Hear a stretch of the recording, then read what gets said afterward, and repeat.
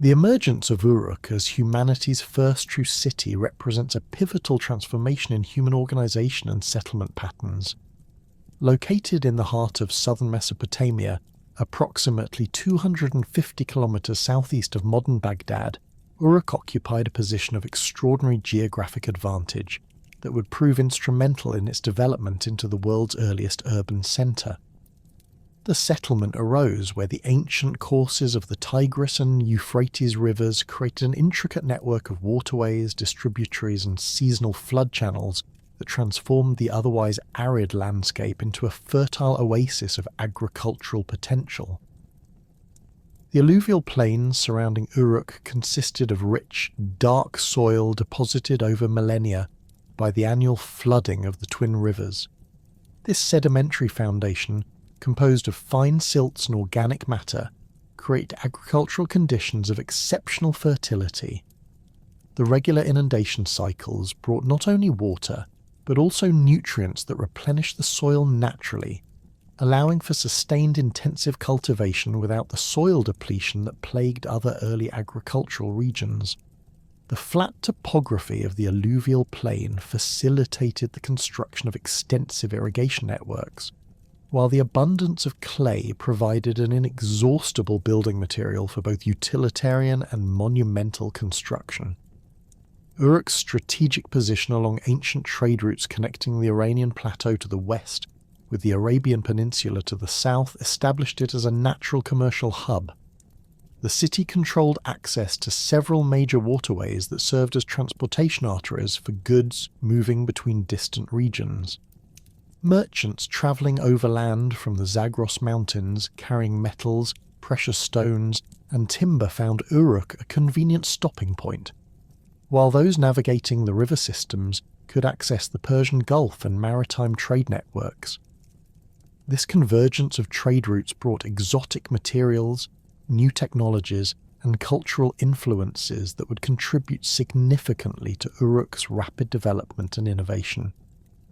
Archaeological investigations at Uruk, conducted continuously since the late 19th century, have revealed a remarkable sequence of cultural and technological developments spanning the crucial transition from village life to urban civilization.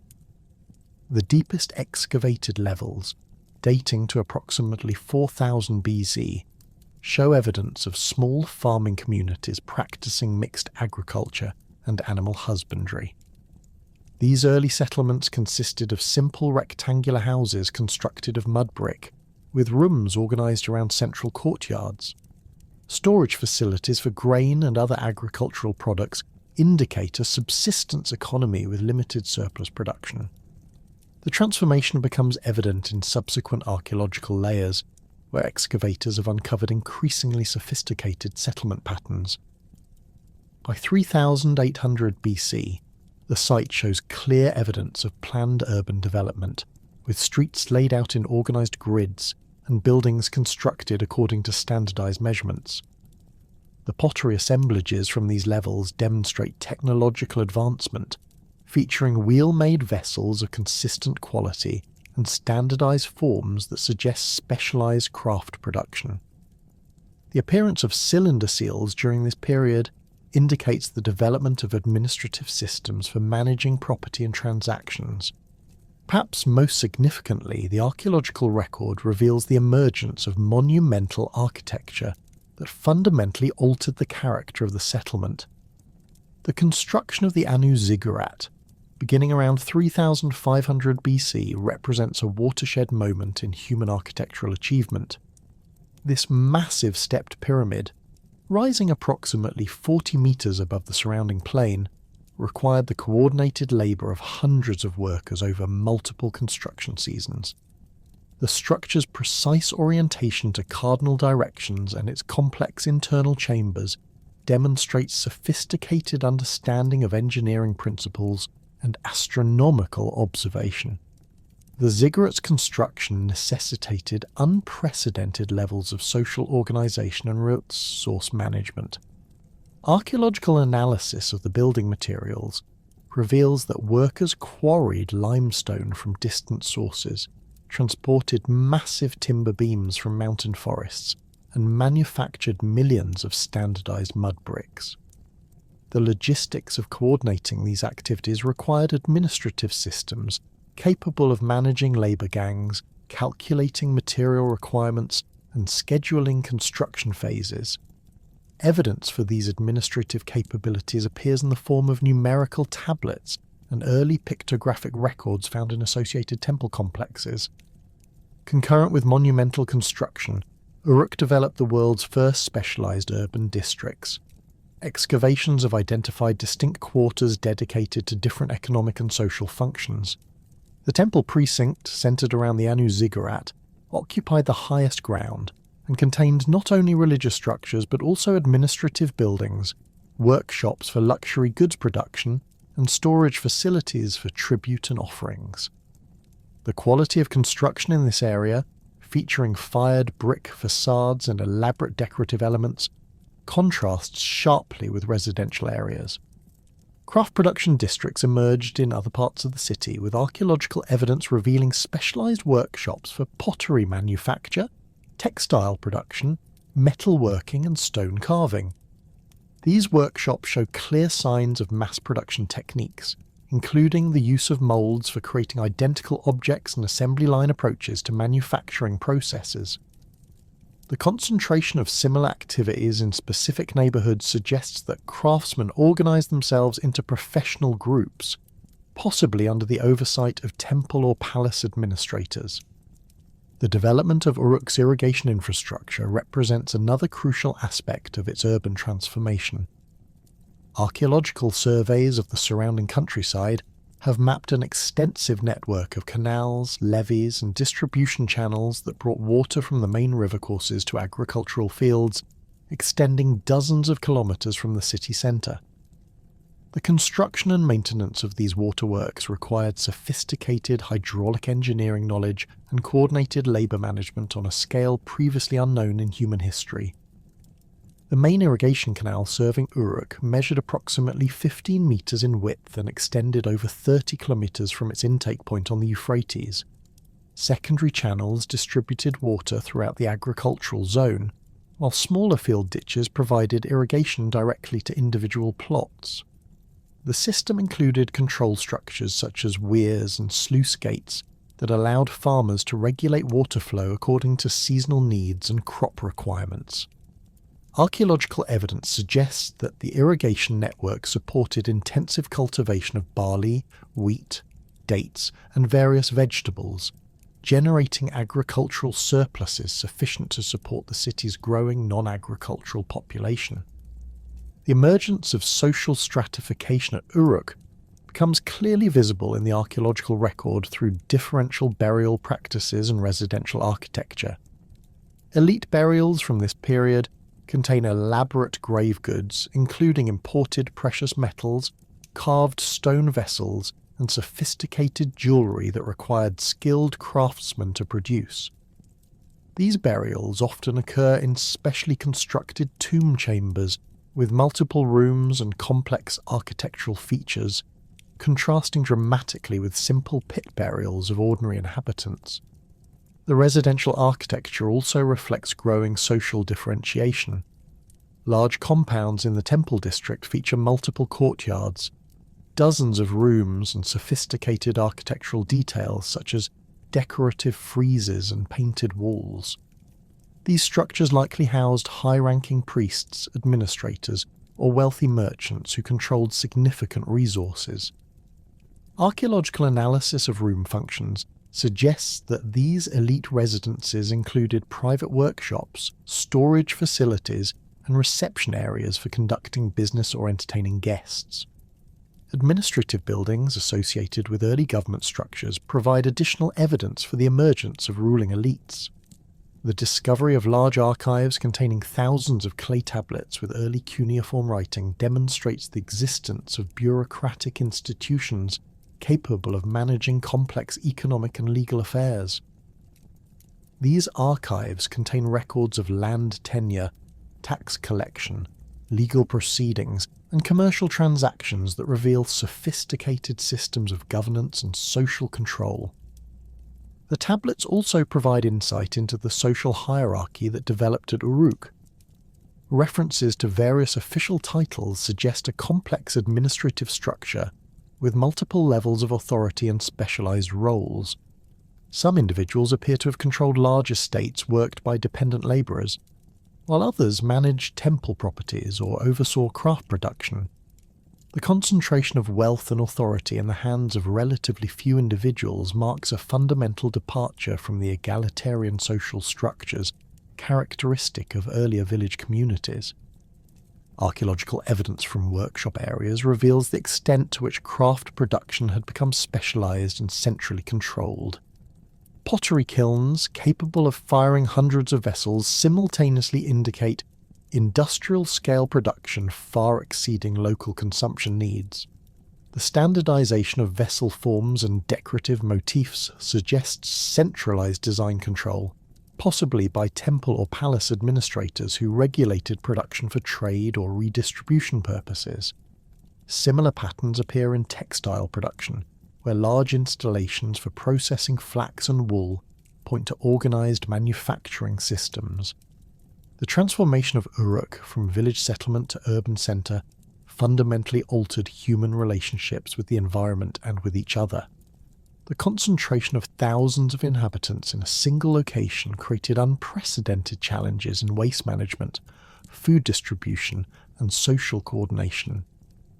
Archaeological deposits from this period show evidence of systematic waste disposal systems, including designated dumping areas and drainage channels that carried refuse away from residential districts.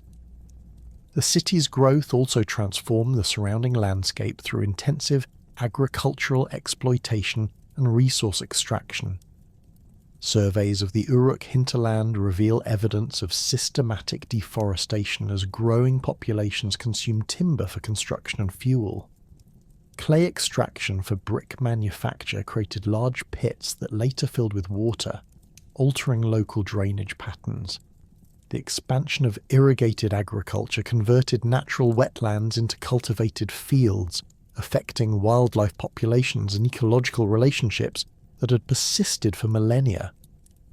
The urban innovations that transformed Uruk into the world's first city created a dynamic foundation for unprecedented expansion beyond the boundaries of southern Mesopotamia. By 3500 BC, Uruk's influence began radiating outward through a combination of trade networks, colonial settlements, and cultural diffusion that would establish the first truly international economic system in human history. This expansion represented far more than simple territorial conquest. It constituted the systematic projection of Uruk's administrative methods, technological innovations, and economic practices across vast distances, creating a unified cultural sphere that stretched from the Anatolian highlands to the Iranian plateau. Archaeological evidence reveals that Uruk's expansion followed established trade routes that had connected distant regions for centuries, but the scale and systematic nature of this fourth millennium expansion marked a qualitative transformation in interregional relationships. Excavations at sites throughout the Middle East have uncovered distinctive Uruk-style artifacts, architectural forms, and administrative technologies that demonstrate direct contact with the southern Mesopotamian metropolis. These materials appear not as isolated trade goods, but as comprehensive cultural packages that suggest the establishment of permanent Uruk communities far from their homeland. The northward expansion into Syria and southeastern Anatolia produced some of the most dramatic evidence for Uruk colonization. At Habuba Kabira, located on the Euphrates River in modern Syria, approximately 800 kilometers northwest of Uruk, German archaeologists uncovered a complete Uruk city constructed according to southern Mesopotamian urban planning principles. The settlement featured standardized residential blocks, centralized administrative buildings, and craft production areas identical to those found at Uruk itself. The pottery assemblages, seal impressions, and architectural details demonstrate such precise correspondence with southern prototypes that the site clearly represents a planned colonial foundation rather than gradual cultural influence. The strategic positioning of Habuba Kabira reveals the calculated nature of Uruk expansion. The site controlled a crucial ford across the Euphrates, where the river narrowed sufficiently to permit reliable crossing throughout most of the year. Caravans travelling between Anatolia and Mesopotamia necessarily passed through this bottleneck, allowing Uruk colonists to monitor trade flows and collect transit fees. The settlement's location also provided access to timber resources from the nearby mountains, copper deposits in the Taurus range, and agricultural lands capable of supporting substantial populations. Similar Uruk colonies appeared at other strategic locations throughout the northern regions. At Arslan Tepe in eastern Anatolia, Italian excavations revealed a massive administrative complex built according to Uruk architectural principles and containing thousands of clay tablets with early cuneiform records. The site's position near major copper mining areas suggests that control of metal resources constituted a primary objective of Uruk expansion. Archaeological analysis of copper artifacts from this period shows consistent trace element signatures indicating systematic exploitation of specific ore sources under centralized management. The expansion eastward into the Iranian plateau followed different patterns but achieved equally impressive results. At Susa, located in southwestern Iran approximately 250 kilometers east of Uruk, French archaeologists uncovered evidence for intensive Uruk cultural influence beginning around 3400 BC. Unlike the complete colonial foundations found in Syria and Anatolia, the Susa evidence suggests a process of cultural transformation in which local elites adopted Uruk administrative practices, architectural styles, and material culture while maintaining their distinct regional identity. The Susa tablets provide remarkable insight into the mechanisms of Uruk expansion.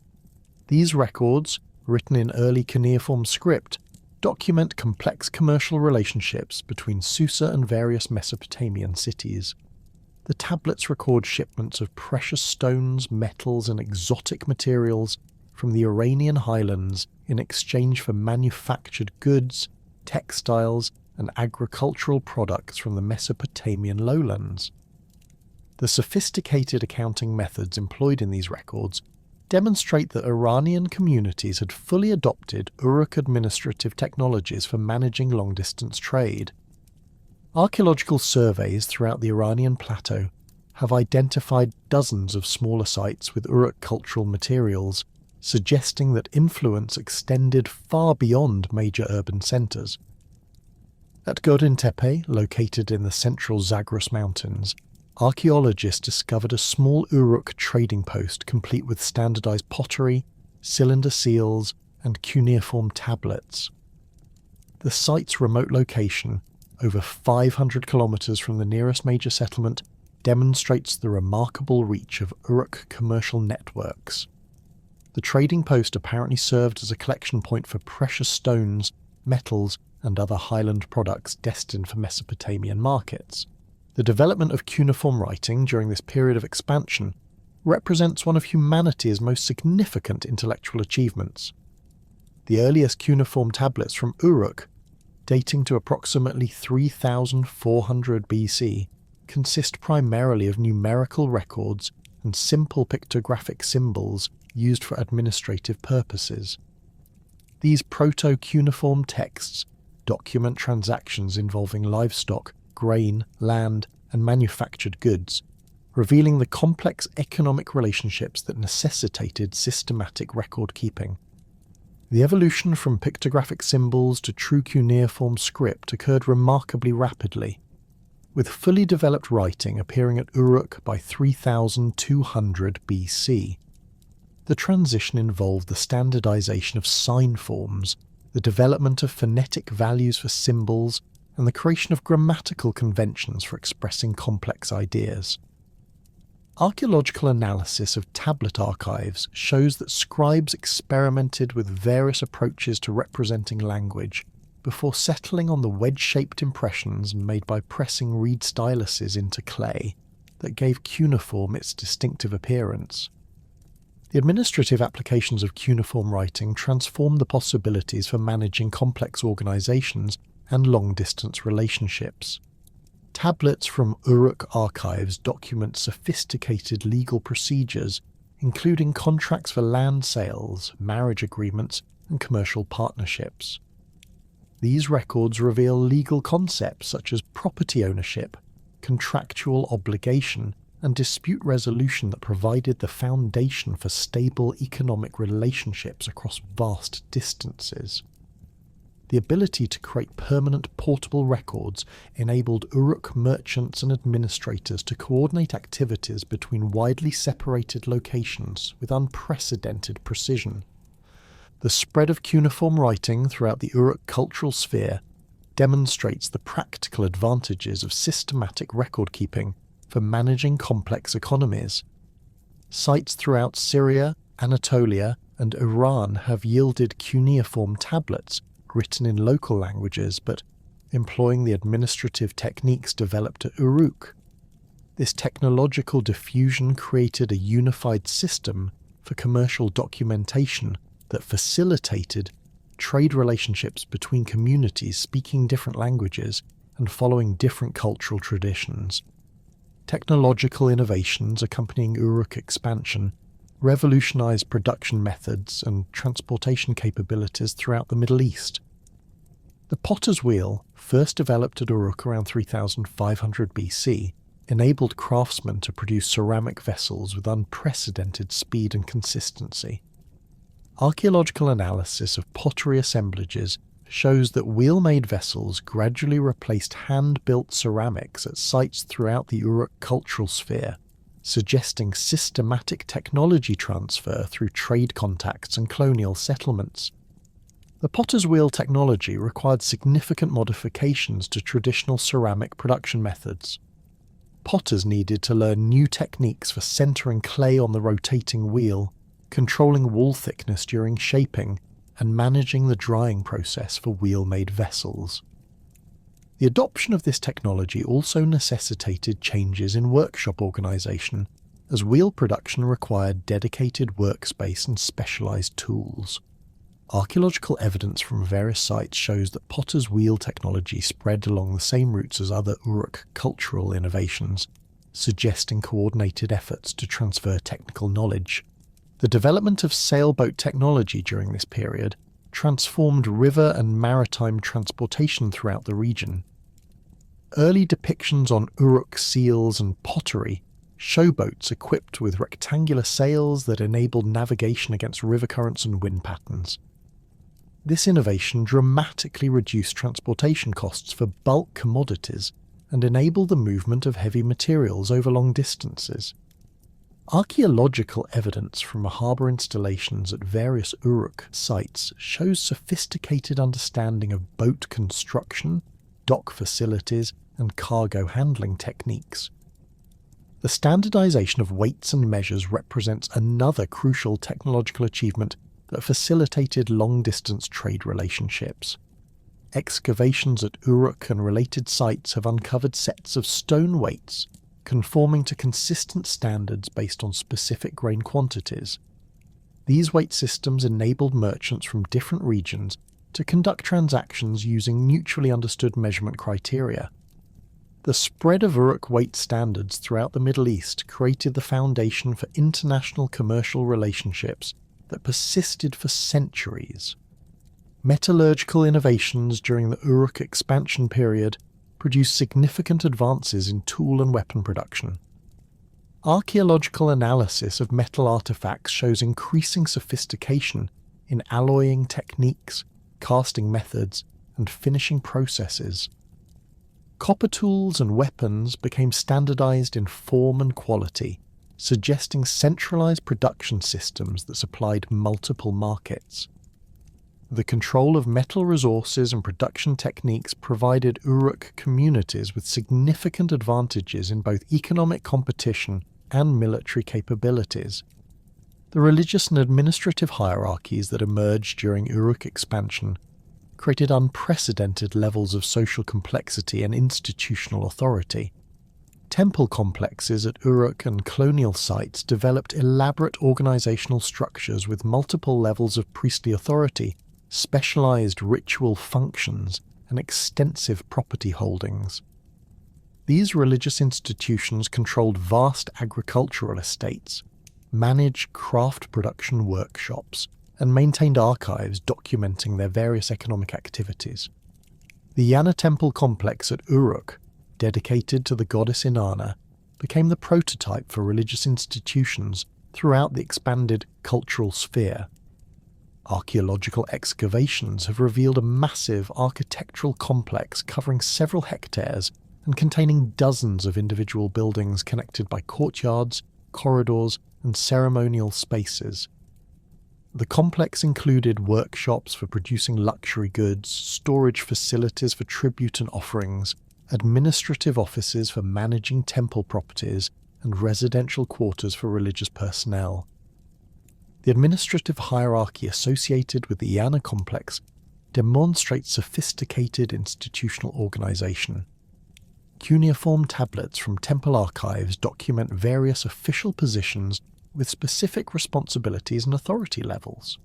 High-ranking priests controlled major policy decisions and resource allocation, while specialized administrators managed particular aspects of temple operations such as agricultural production, craft manufacturing, or commercial relationships.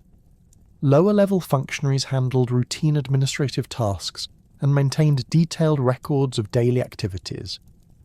Similar temple complexes appeared at Uruk colonial sites throughout the expanded cultural sphere, each adapted to local conditions while maintaining essential organizational principles.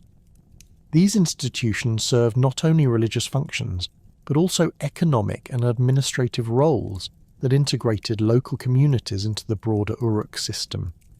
Temple personnel managed trade relationships, coordinated craft production, and maintained the communication networks that connected distant settlements with the southern Mesopotamian homeland. The economic integration achieved through Uruk expansion created unprecedented opportunities for specialization and technological development. Communities throughout the cultural sphere focused on producing goods for which they possessed particular advantages while obtaining other necessities through trade relationships. Highland communities specialized in mining and metalworking, taking advantage of local ore deposits and technical expertise. Lowland areas concentrated on agricultural production and textile manufacturing, utilizing their fertile soils and established craft traditions. This economic specialization generated substantial wealth for communities that successfully integrated into the Uruk trade networks. Archaeological evidence shows dramatic improvements in living standards at sites that participated actively in long-distance commerce. Elite residences became larger and more elaborate, craft production increased in volume and sophistication, and communities invested in monumental architecture and public works projects. The concentration of wealth also enabled increased support for specialized activities such as artistic production, religious ceremonies, and administrative functions. The military aspects of Uruk expansion remain somewhat obscure due to limited archaeological evidence for warfare during this period. However, the systematic nature of colonial foundations and the control of strategic resources suggest that military capabilities played important roles in establishing and maintaining Uruk dominance. Fortified settlements at key locations indicate awareness of potential conflicts, while standardized weapons and military equipment suggest organized approaches to defense and conquest. The cultural achievements and territorial expansion that characterized Uruk's dominance during the 4th millennium BC created the foundation for an extraordinary flowering of political power and literary achievement during the early dynastic period. As the influence of Uruk's colonial network began to consolidate into more localized power structures, around 3100 BC, the city itself entered a phase of internal development that would produce some of history's most enduring cultural monuments. The emergence of powerful individual rulers during this period marked a fundamental shift from the collective temple-based authority that had characterized earlier urban development to more personalized forms of kingship that would define Mesopotamian political culture for millennia. Archaeological investigations in the deepest levels of Uruk's early dynastic strata have uncovered evidence for increasingly elaborate royal burial practices that suggest the emergence of divine or semi-divine kingship. Excavations in the royal cemetery area, located adjacent to the Anna temple complex, revealed a series of monumental tomb structures dating to approximately 2700 BC.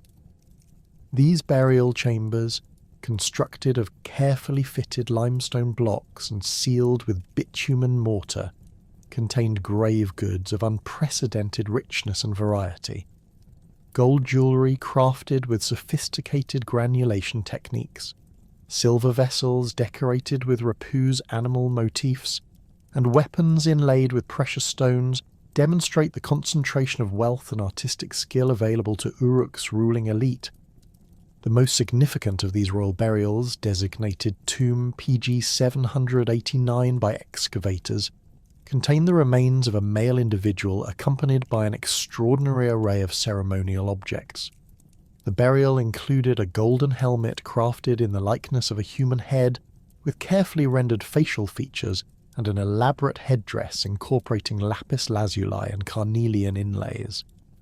Accompanying weapons featured gold-hilted daggers with blades of exceptionally pure copper, spearheads decorated with intricate engravings, and a ceremonial mace topped with a carved stone lion's head.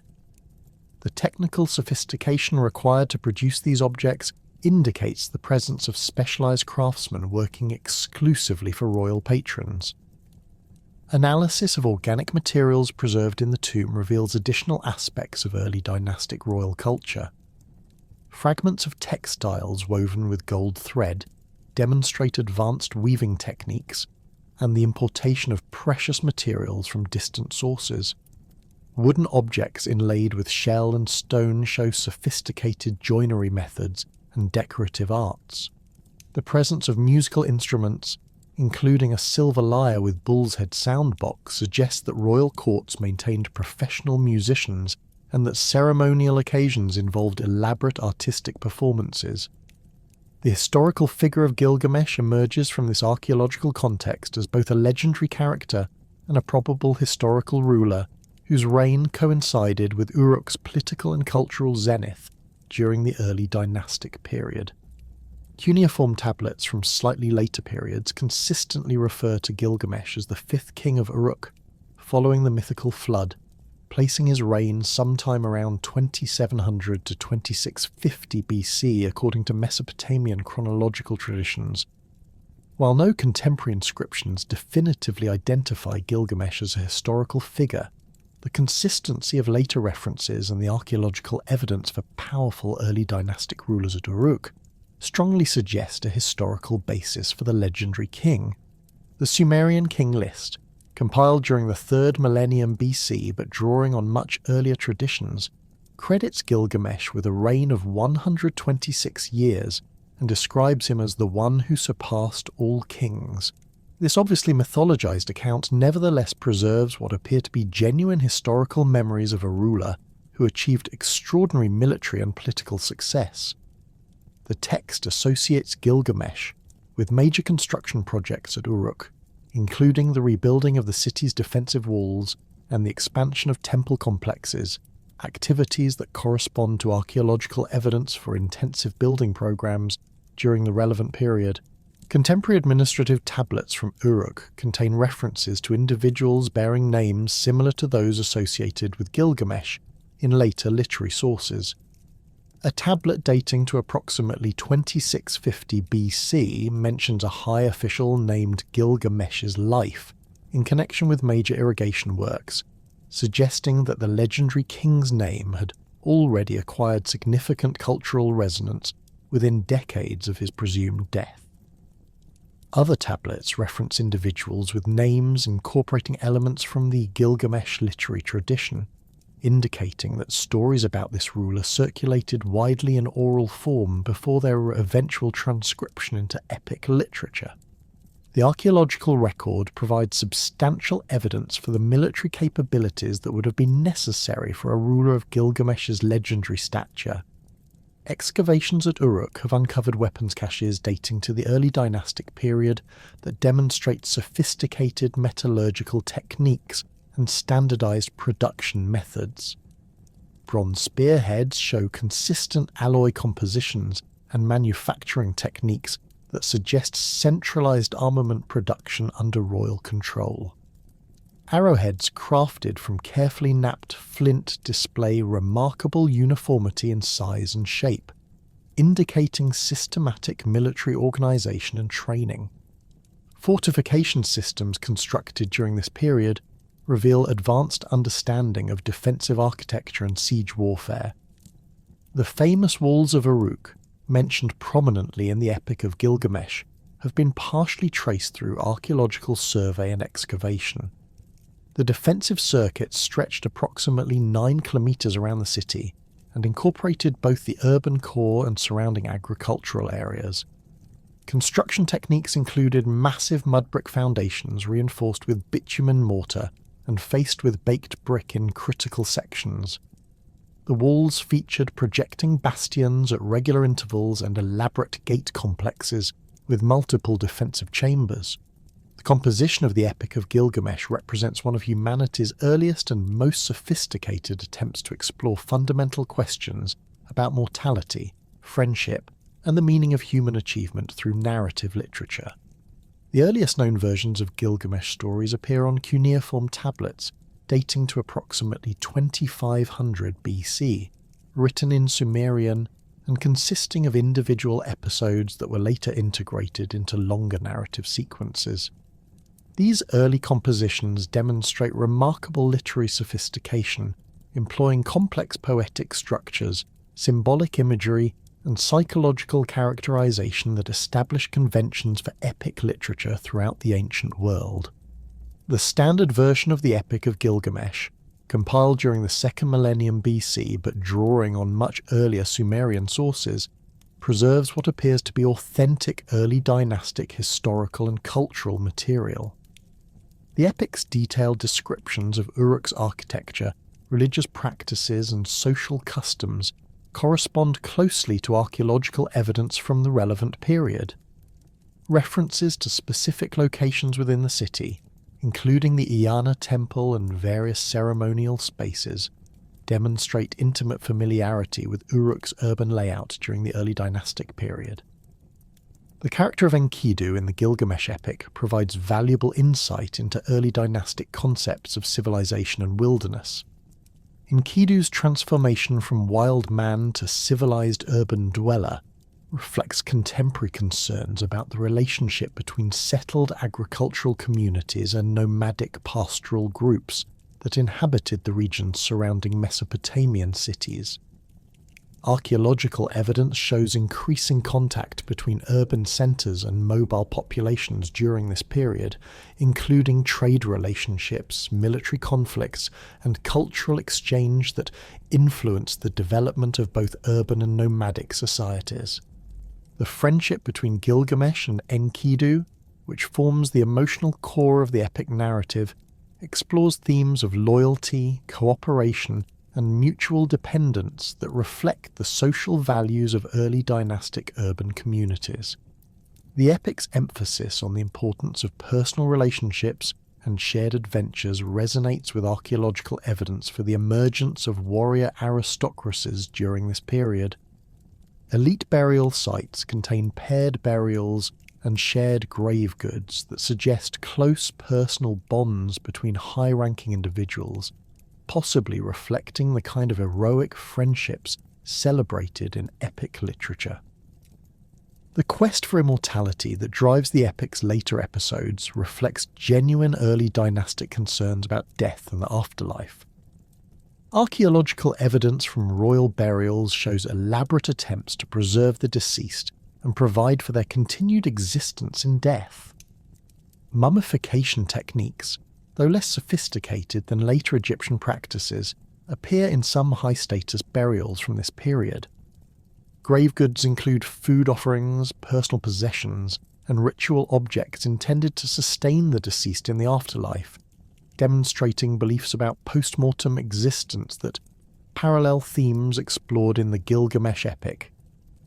The political context of early dynastic Uruk involved complex relationships with other Sumerian city-states that frequently erupted into warfare over territorial boundaries, water rights, and commercial privileges.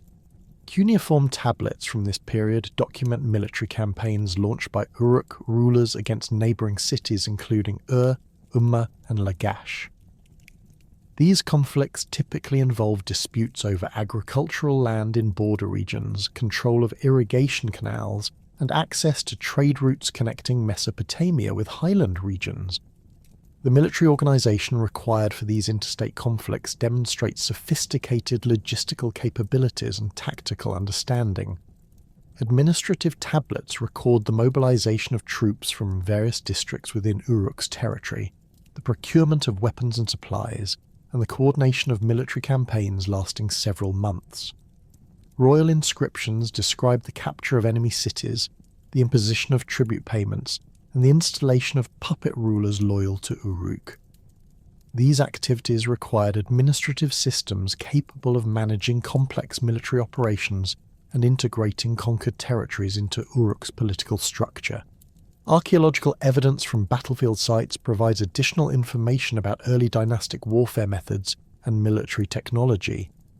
Excavations at Tel Agrab, site of a major battle between Uruk and coalition forces from several rival cities, uncovered thousands of bronze arrowheads, spear points, and axe heads scattered across the ancient battlefield.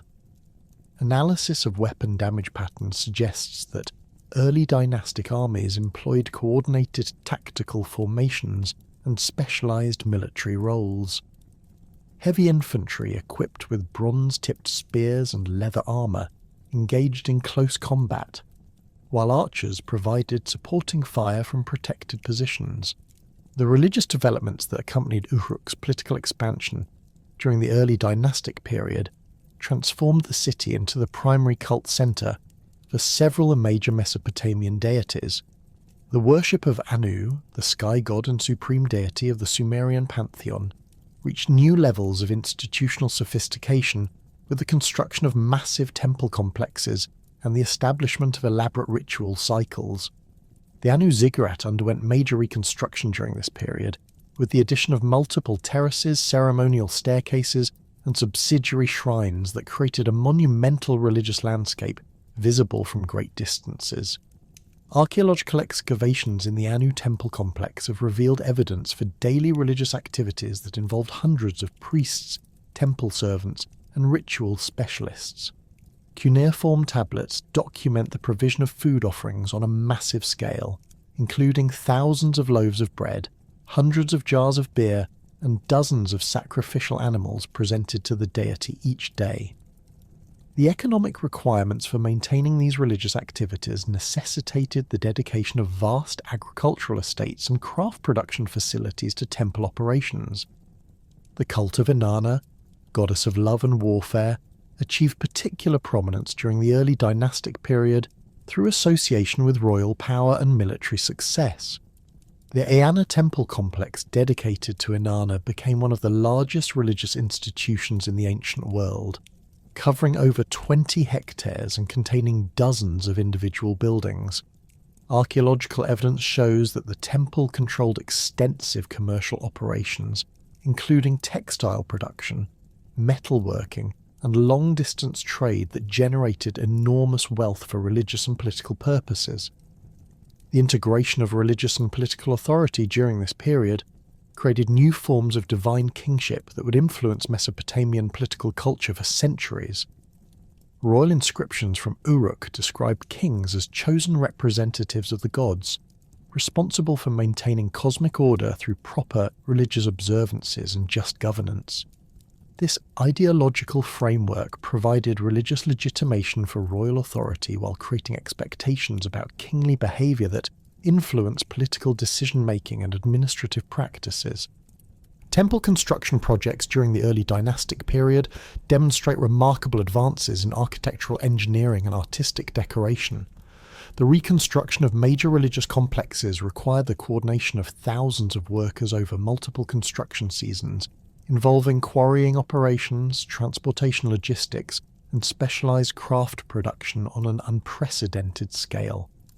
Archaeological analysis of construction techniques reveals sophisticated understanding of structural engineering, including the use of buttresses, arch construction, and foundation systems designed to support massive superstructures.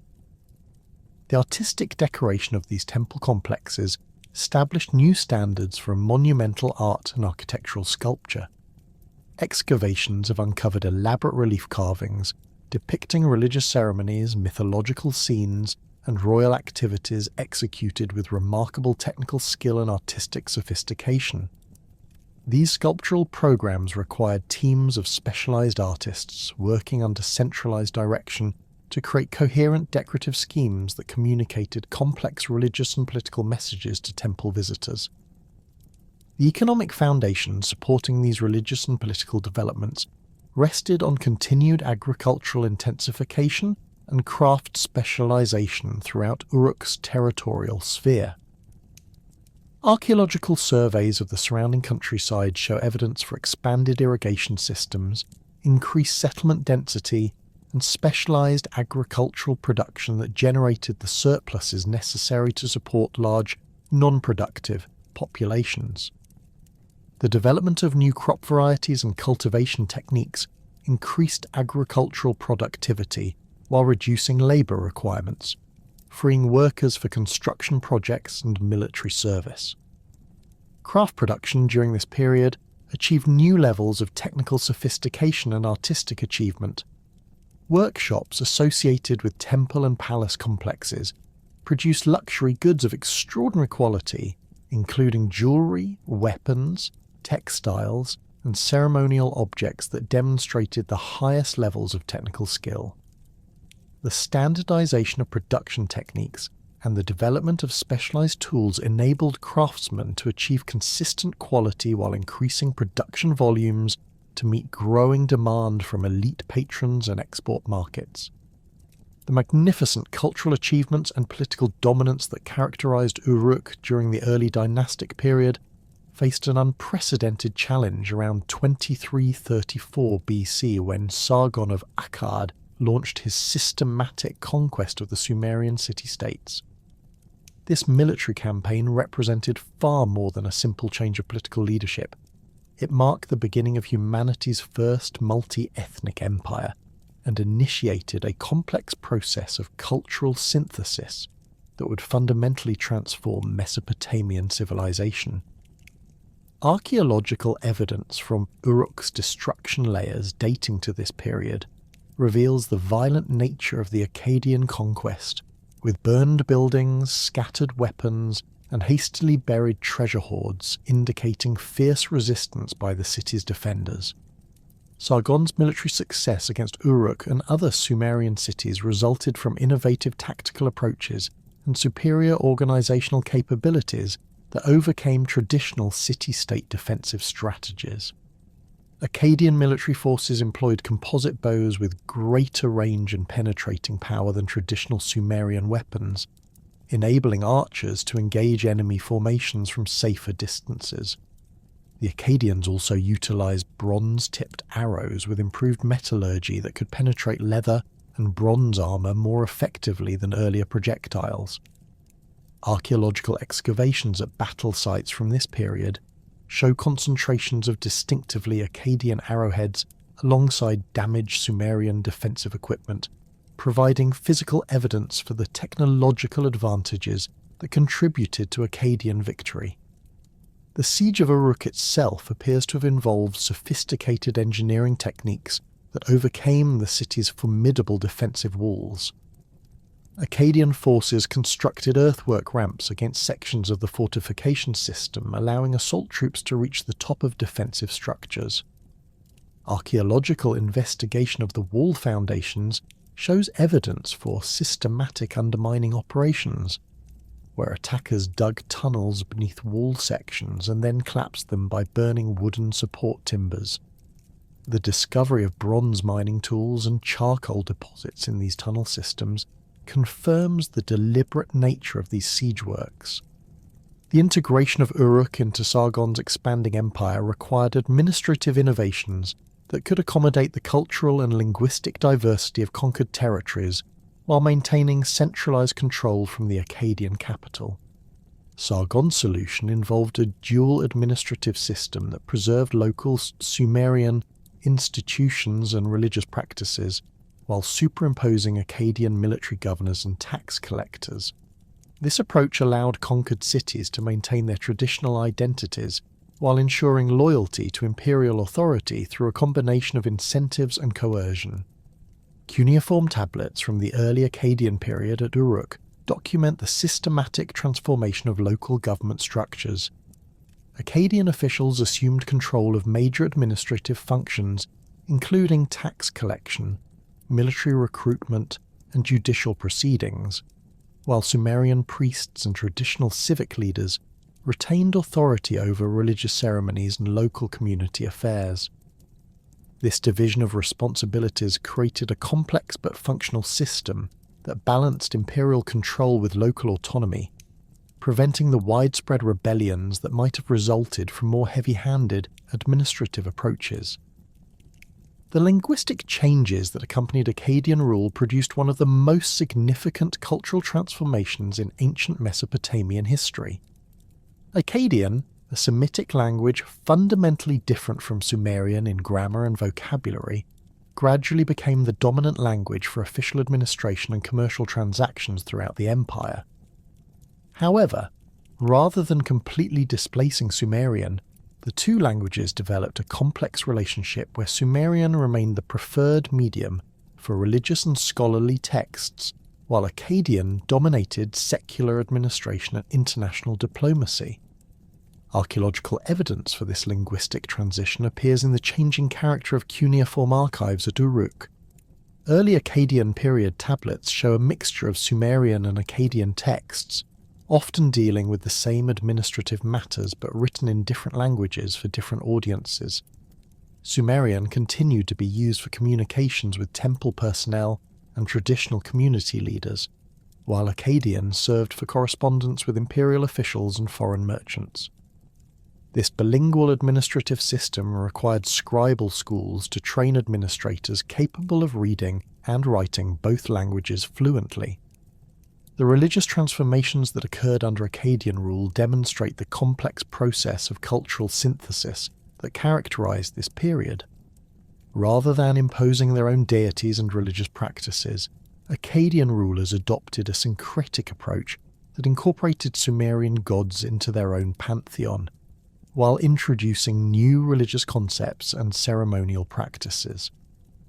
The result was an enriched religious tradition that combined elements from both cultures in ways that enhanced rather than diminished the spiritual significance of established practices. Archaeological excavations at the Yana Temple complex show evidence for major reconstruction projects undertaken during the early Akkadian period.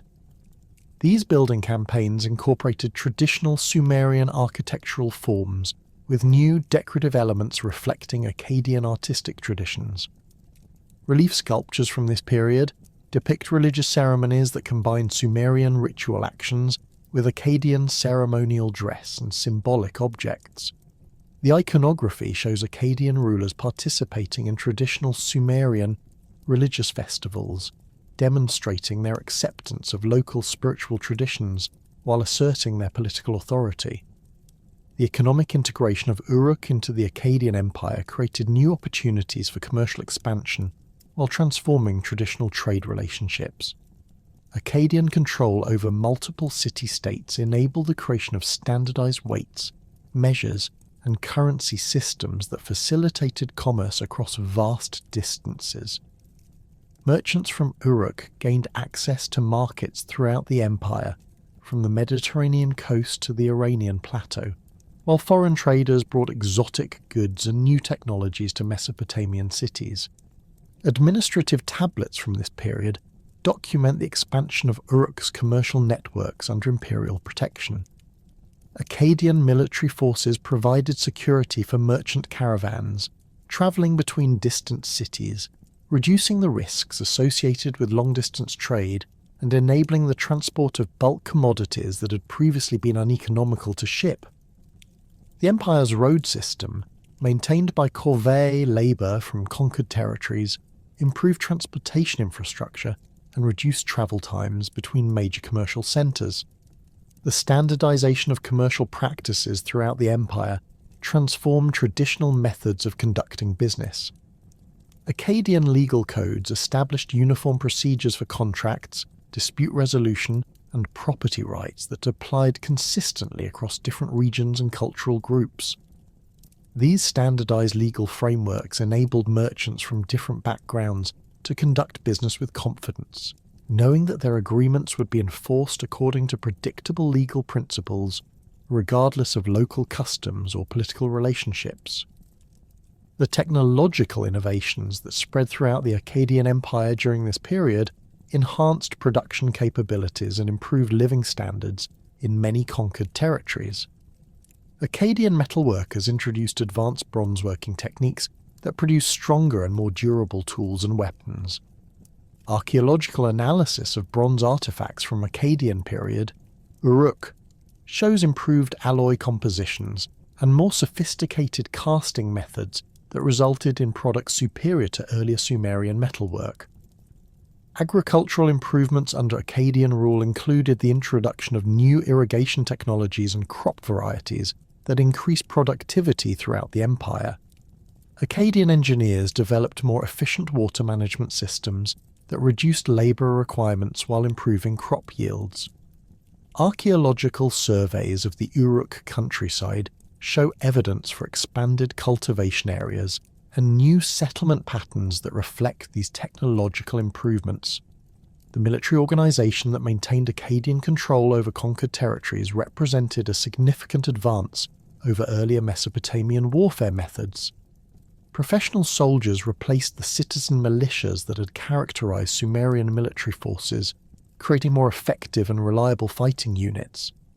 These professional armies received regular training, standardised equipment, and systematic logistical support that enabled them to campaign effectively over long distances and extended periods. Archaeological evidence from Akkadian military installations shows sophisticated understanding of fortification design and siege warfare techniques. Military engineers constructed standardised fortress designs that could be adapted to different geographical conditions while maintaining consistent defensive capabilities. These fortifications incorporated advanced features such as overlapping fields of fire, protected water supplies, and underground storage facilities that enabled garrisons to withstand extended sieges. The cultural synthesis that emerged during the later Akkadian period produced distinctive artistic styles that combined Sumerian and Akkadian aesthetic traditions. Sculpture from this period demonstrates technical innovations in stone carving and bronze casting while maintaining the symbolic and religious significance of traditional Mesopotamian art. The famous victory stele of Naram-Sin, grandson of Sargon, exemplifies this synthetic artistic tradition by depicting the Akkadian king in divine regalia, while employing compositional techniques derived from Sumerian artistic conventions. The collapse of the Akkadian Empire around 2154 BC resulted from a combination of internal rebellions, external invasions, and environmental challenges that overwhelmed the administrative and military capabilities that had maintained imperial unity. Archaeological evidence from Uruk shows destruction layers dating to this period, with burned buildings and scattered artifacts indicating violent conflicts associated with the empire's dissolution. However, the cultural synthesis achieved during 2 centuries of Akkadian rule had created lasting changes that would influence Mesopotamian civilization for millennia. The third dynasty of Ur, which emerged as the dominant power in southern Mesopotamia following the Akkadian collapse, inherited and further developed the administrative innovations and cultural synthesis of the imperial period. Uruk's integration into this Neo-Sumerian empire around 2112 BC marked another significant transformation in the city's political and cultural development. The Ur-3 rulers, beginning with Ur-Nammu and continuing through 5 successive kings, established an administrative system even more centralized and bureaucratic than their Akkadian predecessors. Under Ur-3 administration, Uruk became a crucial provincial centre, responsible for managing agricultural production and craft manufacturing throughout a substantial territorial district. Archaeological excavations have uncovered massive archive collections containing tens of thousands of cuneiform tablets that document the extraordinary administrative complexity of this period. These records reveal a bureaucratic system that tracked individual workers, monitored daily production quotas, and maintained detailed inventories of stored commodities with unprecedented precision. The religious revival that accompanied Ur-3 political dominance restored Sumerian as the primary language for official inscriptions and religious texts, while maintaining Akkadian for certain administrative and commercial purposes.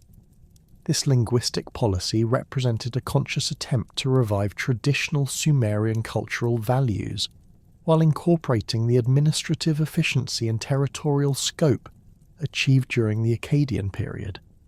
Temple construction projects at Uruk during this period combined traditional Sumerian architectural forms with improved engineering techniques developed during the imperial era. The ziggurat reconstruction undertaken by Ur-Nammu at Uruk created one of the most impressive religious monuments in ancient Mesopotamia. This massive stepped pyramid, rising approximately 50 meters above the surrounding plain, incorporated advanced construction techniques including fired brick facing, bitumen waterproofing, and sophisticated drainage systems. The project required the coordination of thousands of workers over multiple construction seasons and demonstrated the organizational capabilities of the Ur-3 administrative system. Archaeological investigation of the ziggurat construction reveals the systematic planning and resource management that characterized Ur-3 public works projects. Standardized brick sizes and consistent construction techniques indicate centralized production and quality control systems. The transportation of materials from distant quarries and the coordination of specialized craft workers demonstrate logistical capabilities that surpassed even Akkadian imperial administration in their complexity and efficiency. The economic prosperity that characterized Uruk during the Ur-3 period resulted from intensive agricultural development and expanded craft production under state supervision. Administrative tablets document the systematic cultivation of previously marginal lands through expanded irrigation networks and improved farming techniques. The state-directed economy achieved remarkable productivity levels that supported large non-agricultural populations while generating substantial surpluses for trade and monumental construction.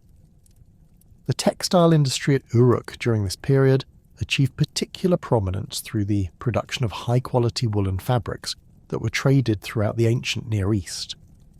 Archaeological evidence shows large-scale wool processing installations that employed hundreds of workers in specialized production tasks. The standardization of textile production techniques and quality control measures enabled Uruk workshops to compete effectively in international markets while meeting domestic demand for clothing and ceremonial fabrics. The gradual decline of Ur-3 power during the late 22nd century BC created opportunities for new political forces to establish control over Mesopotamian cities.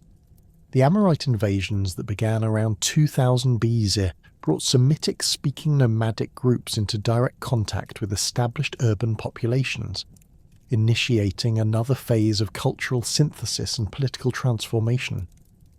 These newcomers established independent kingdoms throughout Mesopotamia, with Babylon eventually emerging as the dominant power under Hammurabi's rule, beginning in 1894 BC. Uruk's incorporation into the Old Babylonian kingdom marked the beginning of the final major phase of the city's ancient history as an independent political entity. Under Babylonian rule, Uruk maintained its religious significance as a major cult centre, while adapting to new administrative systems and cultural influences. The Code of Hammurabi, one of history's most famous legal documents, applied throughout the Babylonian kingdom, including Uruk, and established standardized legal procedures that influenced judicial practices for centuries. The cultural achievements of the Old Babylonian period at Uruk included significant developments in mathematical and astronomical knowledge that built upon earlier Sumerian and Akkadian intellectual traditions. Cuneiform tablets from this period contain sophisticated mathematical calculations, astronomical observations, and literary compositions that demonstrate the continued vitality of Mesopotamian scholarly traditions under foreign political control. The transition from Babylonian dominance to the rise of Assyrian power around 911 BC marked another crucial transformation in Uruk's long history, as the city adapted once again to new imperial overlords while maintaining its distinctive cultural identity and religious significance. The Neo-Assyrian Empire's expansion into southern Mesopotamia during the 9th century BC brought Uruk under the control of rulers whose administrative capabilities and military organization surpassed even their Babylonian predecessors. Assyrian kings, beginning with Adad-nirari II and continuing through the reigns of Tiglath-Pileser III, Sargon II, and Sennacherib, established a provincial system that integrated conquered territories into a unified imperial structure while respecting local traditions and religious practices. Archaeological evidence from Uruk's Assyrian period layers reveals extensive reconstruction projects and administrative reorganization that transformed the city into a crucial regional centre within the imperial framework.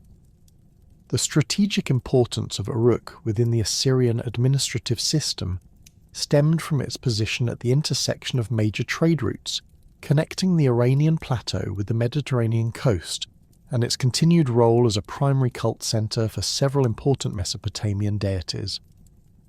Assyrian governors established their headquarters in renovated palace complexes that incorporated traditional Mesopotamian architectural forms with distinctively Assyrian decorative elements. Excavations in the administrative quarter have uncovered throne rooms decorated with stone relief panels depicting royal hunting scenes and military victories executed in the characteristic Assyrian artistic style, while maintaining the basic structural layouts favoured by earlier Mesopotamian rulers. The provincial administration imposed by Assyrian authorities created new opportunities for economic development while maintaining the cultural continuity that had characterized Uruk throughout its long history. Assyrian officials implemented standardized taxation systems, improved transportation infrastructure, and established security measures that facilitated long-distance trade throughout the empire. Cuneiform tablets from Assyrian period archives document the systematic collection of tribute payments, the organisation of corvée labour for public works projects, and the coordination of military recruitment that supported imperial campaigns in distant regions. The agricultural reorganisation undertaken by Assyrian administrators enhanced productivity throughout Uruk's territorial district through improved irrigation management and the introduction of new cultivation techniques.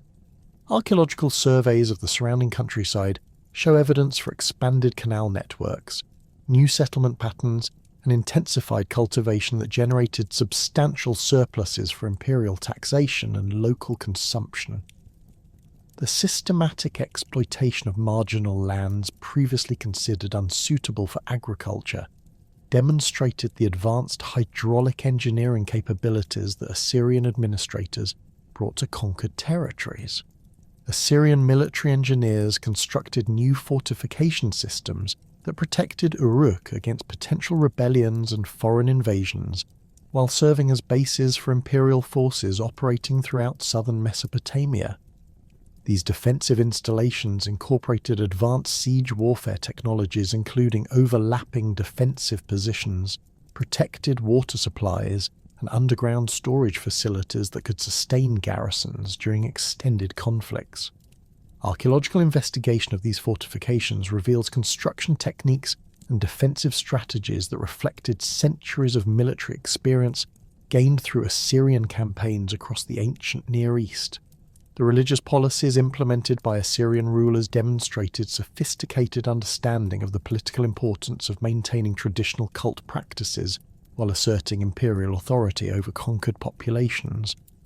Rather than imposing Assyrian religious traditions, imperial administrators adopted syncretic approaches that honoured local deities while incorporating them into broader imperial religious frameworks.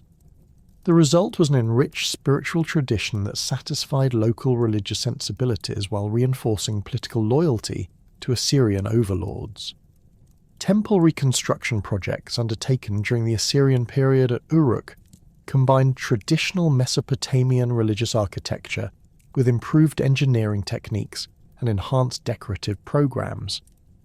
The renovation of the Eanna temple complex involved the construction of new ceremonial chambers, the installation of elaborate drainage systems, and the creation of sculptural programs that depicted both traditional Sumerian religious scenes and contemporary Assyrian royal imagery. These building campaigns required the coordination of hundreds of specialized craftsmen and the importation of materials from throughout the empire, demonstrating the substantial resources that Assyrian authorities devoted to maintaining religious institutions in conquered territories. The cuneiform libraries established at Uruk during the Assyrian period preserved and transmitted the intellectual heritage of earlier Mesopotamian civilizations while contributing new scholarly achievements in mathematics, astronomy and literature. Assyrian royal patronage supported scribal schools that trained administrators capable of managing the complex bureaucratic requirements of imperial government while maintaining traditional scholarly disciplines. These educational institutions produced cuneiform tablets containing advanced mathematical treatises, detailed astronomical observations, and literary compositions that built upon centuries of accumulated knowledge. Archaeological excavations in the temple school areas have uncovered extensive tablet collections containing mathematical exercises, astronomical calculations, and literary texts that demonstrate the sophisticated educational curriculum employed during this period. Student exercises show systematic instruction in numerical calculations, geometric principles, and algebraic problem-solving techniques that enabled graduates to handle complex administrative tasks. Advanced mathematical tablets contain solutions to problems involving compound interest, area calculations, and volume measurements that required sophisticated understanding of mathematical principles. The astronomical observations recorded at Uruk during the Assyrian period contributed significantly to the development of systematic celestial studies that would influence scientific traditions throughout the ancient world.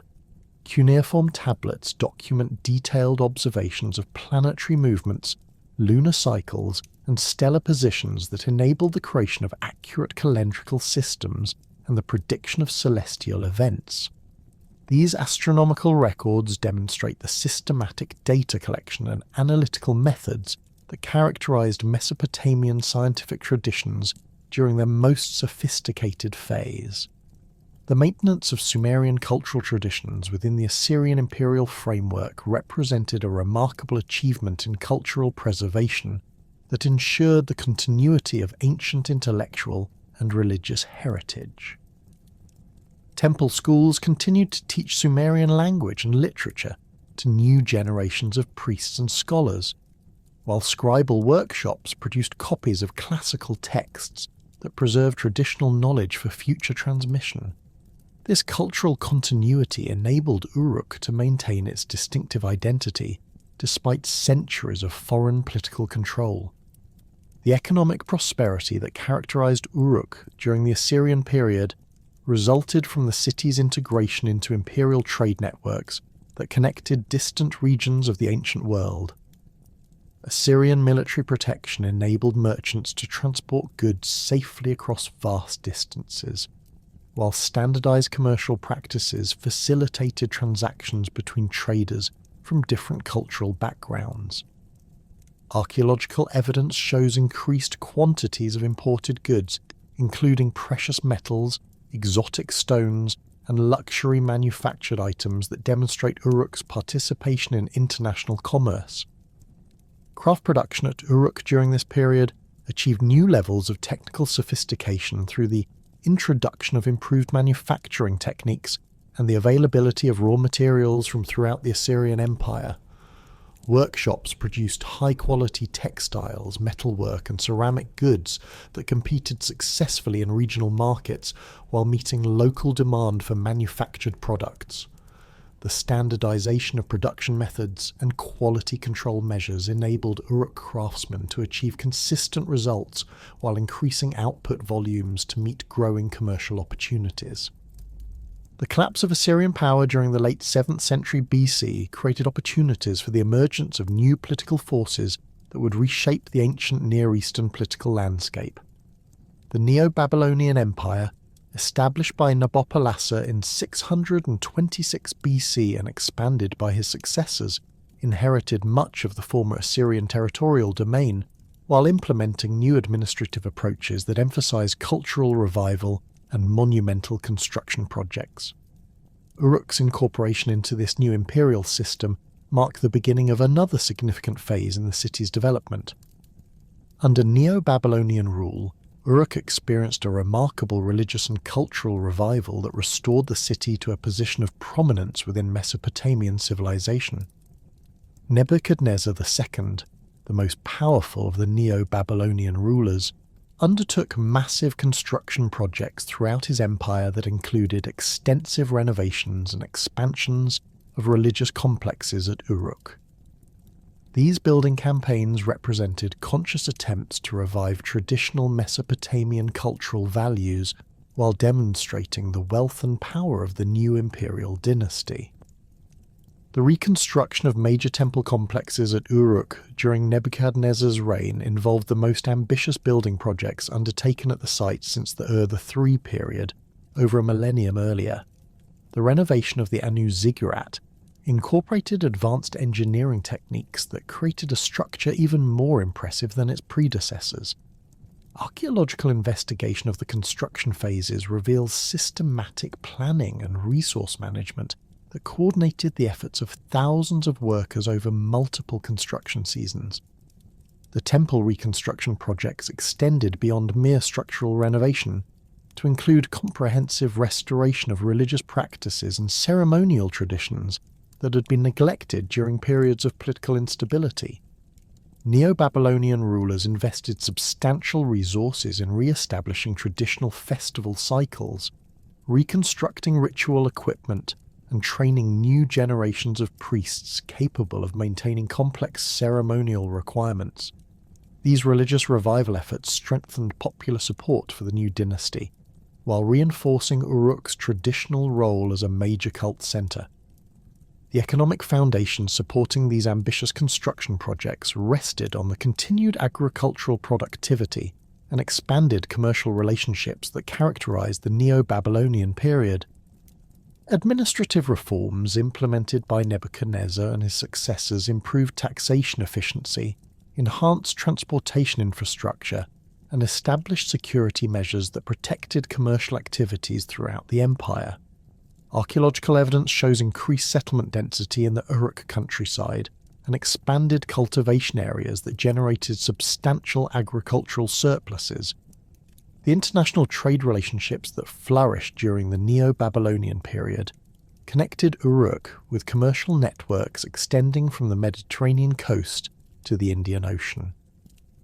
Babylonian merchants established trading posts in distant cities, while foreign traders brought exotic goods and new technologies to Mesopotamian markets. Cuneiform tablets document complex commercial transactions involving precious metals, luxury manufactured goods, and bulk commodities that demonstrate the sophisticated financial instruments and legal frameworks that supported long-distance trade. The scholarly achievements and monumental construction projects that characterized Uruk during the Neo-Babylonian period came to an abrupt end with the arrival of Cyrus the Great's Persian forces in 539 BC. Unlike previous conquests that had devastated the city through prolonged sieges and violent destruction, the Persian takeover of Uruk occurred with remarkable efficiency and minimal physical damage to the urban infrastructure. Archaeological evidence from this transitional period shows no significant destruction layers or burned buildings, indicating that the city's surrender was negotiated rather than forced through military assault. Cuneiform tablets dating to the final months of Babylonian rule document the systematic withdrawal of Neo-Babylonian administrators and the peaceful transfer of authority to Persian officials, suggesting that local leaders had recognized the futility of resistance against Cyrus's expanding empire. The administrative integration of Uruk into the Achaemenid Persian Empire represented a masterpiece of imperial organization that balanced centralized control with respect for local traditions and autonomous governance structures. Cyrus's conquest strategy, later codified in the famous Cyrus Cylinder, explicitly guaranteed the preservation of local religious practices, cultural institutions, and traditional administrative arrangements within conquered territories. This policy of cultural tolerance proved particularly effective at Uruk, where centuries of foreign rule had created sophisticated mechanisms for adapting to new political overlords while maintaining essential aspects of Mesopotamian identity. The Persian satrap system implemented throughout the Achaemenid Empire divided vast territorial domains into manageable administrative units governed by appointed officials responsible directly to the Persian king. Uruk became part of the extensive satrapy of Babylonia, which encompassed most of southern Mesopotamia and portions of the Iranian plateau. The satrap appointed to govern this crucial region typically held the rank of Persian noble and commanded substantial military forces, but operated within policy frameworks that emphasized cooperation with local elites, rather than direct administrative control over daily governance activities. Archaeological excavations in Uruk's administrative quarter have uncovered evidence for the systematic renovation of governmental buildings during the early Persian period. Persian architects and engineers modified existing palace complexes to accommodate new administrative requirements while preserving the basic structural arrangements that had served Mesopotamian rulers for centuries. The most significant changes involved the construction of new audience chambers designed according to Persian ceremonial protocols, featuring raised platforms for royal representatives and elaborate decorative programs that combine traditional Mesopotamian artistic motifs with distinctively Persian symbolic elements. The Persian administrative compound, constructed adjacent to the traditional palace area, incorporated architectural features characteristic of Achaemenid governmental buildings throughout the empire. Excavations have revealed a rectangular complex measuring approximately 150 by 200 meters, surrounded by high walls and entered through a single monumental gateway decorated with glazed brick reliefs depicting Persian royal imagery. The interior layout featured a central courtyard surrounded by administrative offices, residential quarters for Persian officials, and storage facilities for tax collection and record keeping. The most impressive architectural element within this Persian administrative complex was the Abandonment, or audience hall, constructed according to standardized designs employed throughout the Achaemenid Empire. This massive hypostyle hall measured 60 by 40 meters and featured 36 stone columns supporting a cedar beam roof system imported from Lebanese mountains. The columns, carved from local limestone but following Persian artistic conventions, incorporated distinctive bell-shaped capitals decorated with stylized animal figures including bulls, lions and eagles that symbolized imperial power and divine protection. The integration of Persian administrative personnel with existing Mesopotamian bureaucratic structures created a dual governmental system that maximized administrative efficiency while maintaining political stability. Persian officials assumed responsibility for military affairs, tax collection, and communication with the imperial court at Persepolis. while traditional Mesopotamian administrators continued to manage local judicial proceedings, religious ceremonies, and community affairs. This division of responsibilities prevented conflicts between imperial requirements and local customs, while ensuring that Persian interests received appropriate attention from competent officials familiar with regional conditions. Cuneiform archives from the Persian period at Uruk document the systematic adaptation of traditional Mesopotamian record-keeping practices to accommodate Persian administrative requirements. Scribal schools modified their curricula to include instruction in Aramaic, the official administrative language of the Persian Empire, while maintaining traditional training in Akkadian and Sumerian for local governmental and religious purposes. Bilingual tablets from this period show Persian tax assessments recorded in Aramaic alongside traditional Mesopotamian legal documents written in Akkadian, demonstrating the practical accommodation between imperial and local administrative traditions. The Persian taxation system implemented at Uruk represented a significant departure from earlier Mesopotamian fiscal practices through its emphasis on monetary payments rather than tribute in kind. Archaeological evidence shows the construction of new mint facilities where silver coins were produced according to Persian weight standards and bearing imperial imagery.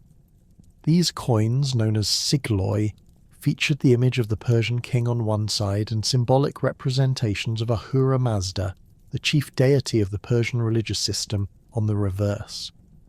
The introduction of standardized coinage facilitated commercial transactions throughout the empire while providing Persian authorities with convenient methods for collecting and transporting tax revenues. The agricultural administration of Uruk's territorial district under Persian rule involved systematic surveys of cultivated lands and the establishment of standardized assessment procedures that determined tax obligations based on agricultural productivity. Persian surveyors, working in cooperation with local officials familiar with traditional irrigation systems and cultivation patterns, created detailed cadastral records that documented property boundaries, water rights, and crop yields for individual agricultural holdings. These surveys, recorded on cuneiform tablets using both Aramaic and Akkadian scripts, provided the foundation for equitable taxation while protecting traditional property rights. Archaeological investigation of Persian period irrigation systems shows evidence for significant improvements in water management technology that increased agricultural productivity throughout the Uruk region. Persian engineers introduced new canal construction techniques that reduced water loss through seepage and improved the reliability of water delivery to distant agricultural areas. The construction of stone-lined channels and the installation of bronze sluice gates enabled more precise control of water distribution, while improved maintenance procedures ensured the long-term functionality of irrigation infrastructure. The religious tolerance that characterized Persian imperial policy found particularly favorable expression at Uruk, where traditional Mesopotamian cult practices continued without interruption under Persian rule. The Yana temple complex dedicated to Inanna maintained its traditional ceremonial cycles, priestly hierarchies, and property holdings under Persian protection. Archaeological evidence shows continued temple construction and renovation projects during the Persian period, indicating that religious institutions retained access to substantial financial resources and enjoyed official support from imperial authorities. Persian religious policy at Uruk involved the careful integration of traditional Mesopotamian deities into broader imperial religious frameworks without compromising the essential characteristics of local spiritual traditions. The Persian concept of religious pluralism derived from Zoroastrian theological principles that recognize the validity of different paths to divine truth, provided ideological justification for supporting local cult practices while maintaining imperial unity. This approach proved particularly effective in Mesopotamia, where religious diversity had been a characteristic feature of urban civilization for millennia. The reconstruction of the Anu ziggurat during the Persian period represents one of the most ambitious temple construction projects undertaken at Uruk since the Neo-Babylonian era. Persian authorities provided substantial financial support for this massive undertaking, which involved the complete rebuilding of the stepped pyramid structure using improved engineering techniques and higher quality materials. Archaeological investigation of the construction phases reveals the systematic planning and resource management that characterized Persian public works projects throughout the empire. The ziggurat reconstruction incorporated architectural innovations that reflected Persian engineering capabilities while maintaining the traditional Mesopotamian, symbolic and religious significance of the structure. The foundation system employed large stone blocks quarried from distant mountainous regions and transported to Uruk via the extensive Persian road network. The superstructure combined traditional mud brick construction with fired brick facing and bitumen waterproofing that provided enhanced durability and weather resistance. The completed structure rose approximately 60 metres above the surrounding plain and featured elaborate staircases, ceremonial chambers, and decorative elements that demonstrated the wealth and technical capabilities available to Persian-sponsored construction projects.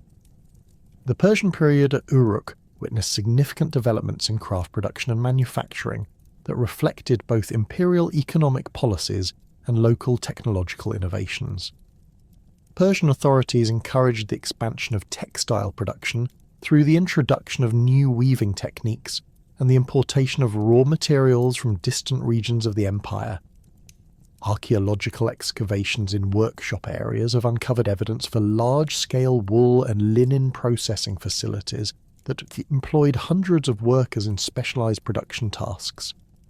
The standardization of manufacturing techniques under Persian administration enabled Uruk craftsmen to compete effectively in imperial markets while meeting growing demand for high-quality manufactured goods. Persian quality control measures and standardized measurement systems ensured consistent product characteristics, while improved transportation infrastructure reduced the costs of distributing finished goods to distant markets. Cuneiform tablets document export contracts for Uruk textiles, metalwork and ceramic products destined for markets throughout the Persian Empire, from Egypt to Central Asia.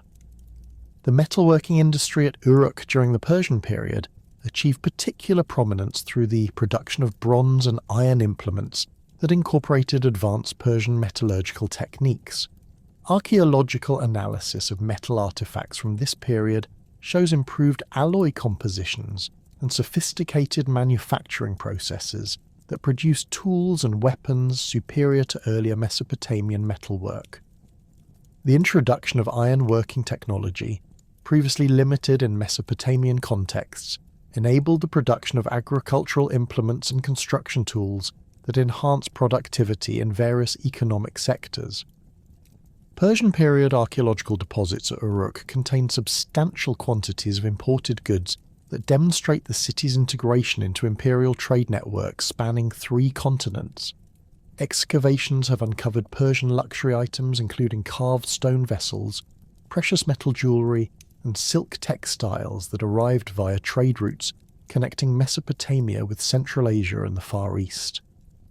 Egyptian artifacts including faience objects, carved stone amulets, and papyrus documents indicate commercial relationships with the Nile Valley, while Indian materials such as ivory carvings and precious stones demonstrate connections with South Asian markets. The educational institutions that flourished at Uruk during the Persian period combine traditional Mesopotamian scholarly disciplines with new intellectual currents introduced through imperial cultural exchange. Temple schools expanded their curricula to include instruction in Persian literature, Zoroastrian religious texts, and administrative practices employed throughout the empire. Archaeological excavations in educational facilities have uncovered tablet collections containing Persian royal inscriptions, Zoroastrian prayers, and administrative handbooks that supplemented traditional Mesopotamian educational materials. The mathematical and astronomical achievements of Persian period scholars at Uruk built upon centuries of accumulated Mesopotamian knowledge, while incorporating new observational data and computational techniques developed throughout the empire. Cuneiform tablets from this period contained sophisticated astronomical calculations that enabled accurate prediction of celestial events and the creation of reliable calendrical systems. These scholarly achievements contributed to the development of mathematical astronomy that would influence scientific traditions throughout the Hellenistic world. The legal system that operated at Uruk under Persian administration combined traditional Mesopotamian jurisprudence with imperial legal codes that applied throughout the Achaemenid Empire. Persian authorities established courts that handled cases involving imperial interests, interstate disputes, and conflicts between individuals from different ethnic or cultural backgrounds, while traditional Mesopotamian legal institutions continued to manage local civil and criminal matters. This dual legal system provided comprehensive judicial coverage while respecting established legal traditions and community customs. Archaeological evidence from Persian period legal archives shows the systematic documentation of property transfers, commercial contracts, and judicial proceedings using standardized legal formulas and procedures. These records demonstrate the sophisticated legal frameworks that supported commercial activities and maintained social order within the complex multi-ethnic environment of the Persian Empire. The preservation of traditional Mesopotamian legal concepts alongside Persian imperial law created flexible judicial systems that could accommodate diverse cultural expectations while maintaining consistent standards of justice. The urban development that occurred at Uruk during the Persian period reflected both imperial investment in infrastructure improvements and continued population growth that required expanded residential and commercial facilities. Archaeological surveys show evidence for new residential districts constructed according to planned layouts that incorporated Persian urban design principles while maintaining traditional Mesopotamian architectural forms. These new neighbourhoods featured improved drainage systems, wider streets, and standardized building plots that enhanced living conditions while accommodating increased population density. The commercial quarter of Persian period Uruk expanded significantly through the construction of new market facilities, warehouse complexes, and workshop areas that supported growing trade volumes and manufacturing activities. Archaeological excavations have uncovered standardized shop units arranged around central courtyards, large storage buildings with sophisticated inventory management systems, and specialized production facilities for various craft industries. These commercial developments demonstrate the economic prosperity that characterized Uruk during its integration into the Persian imperial system. The Persian road system that connected Uruk with other major cities throughout the empire facilitated unprecedented levels of communication and transportation that transformed the city's relationships with distant regions. The famous Royal Road, which extended from Sardis in western Anatolia to Susa in southwestern Iran, passed through Mesopotamia and provided Uruk with direct access to imperial communication networks.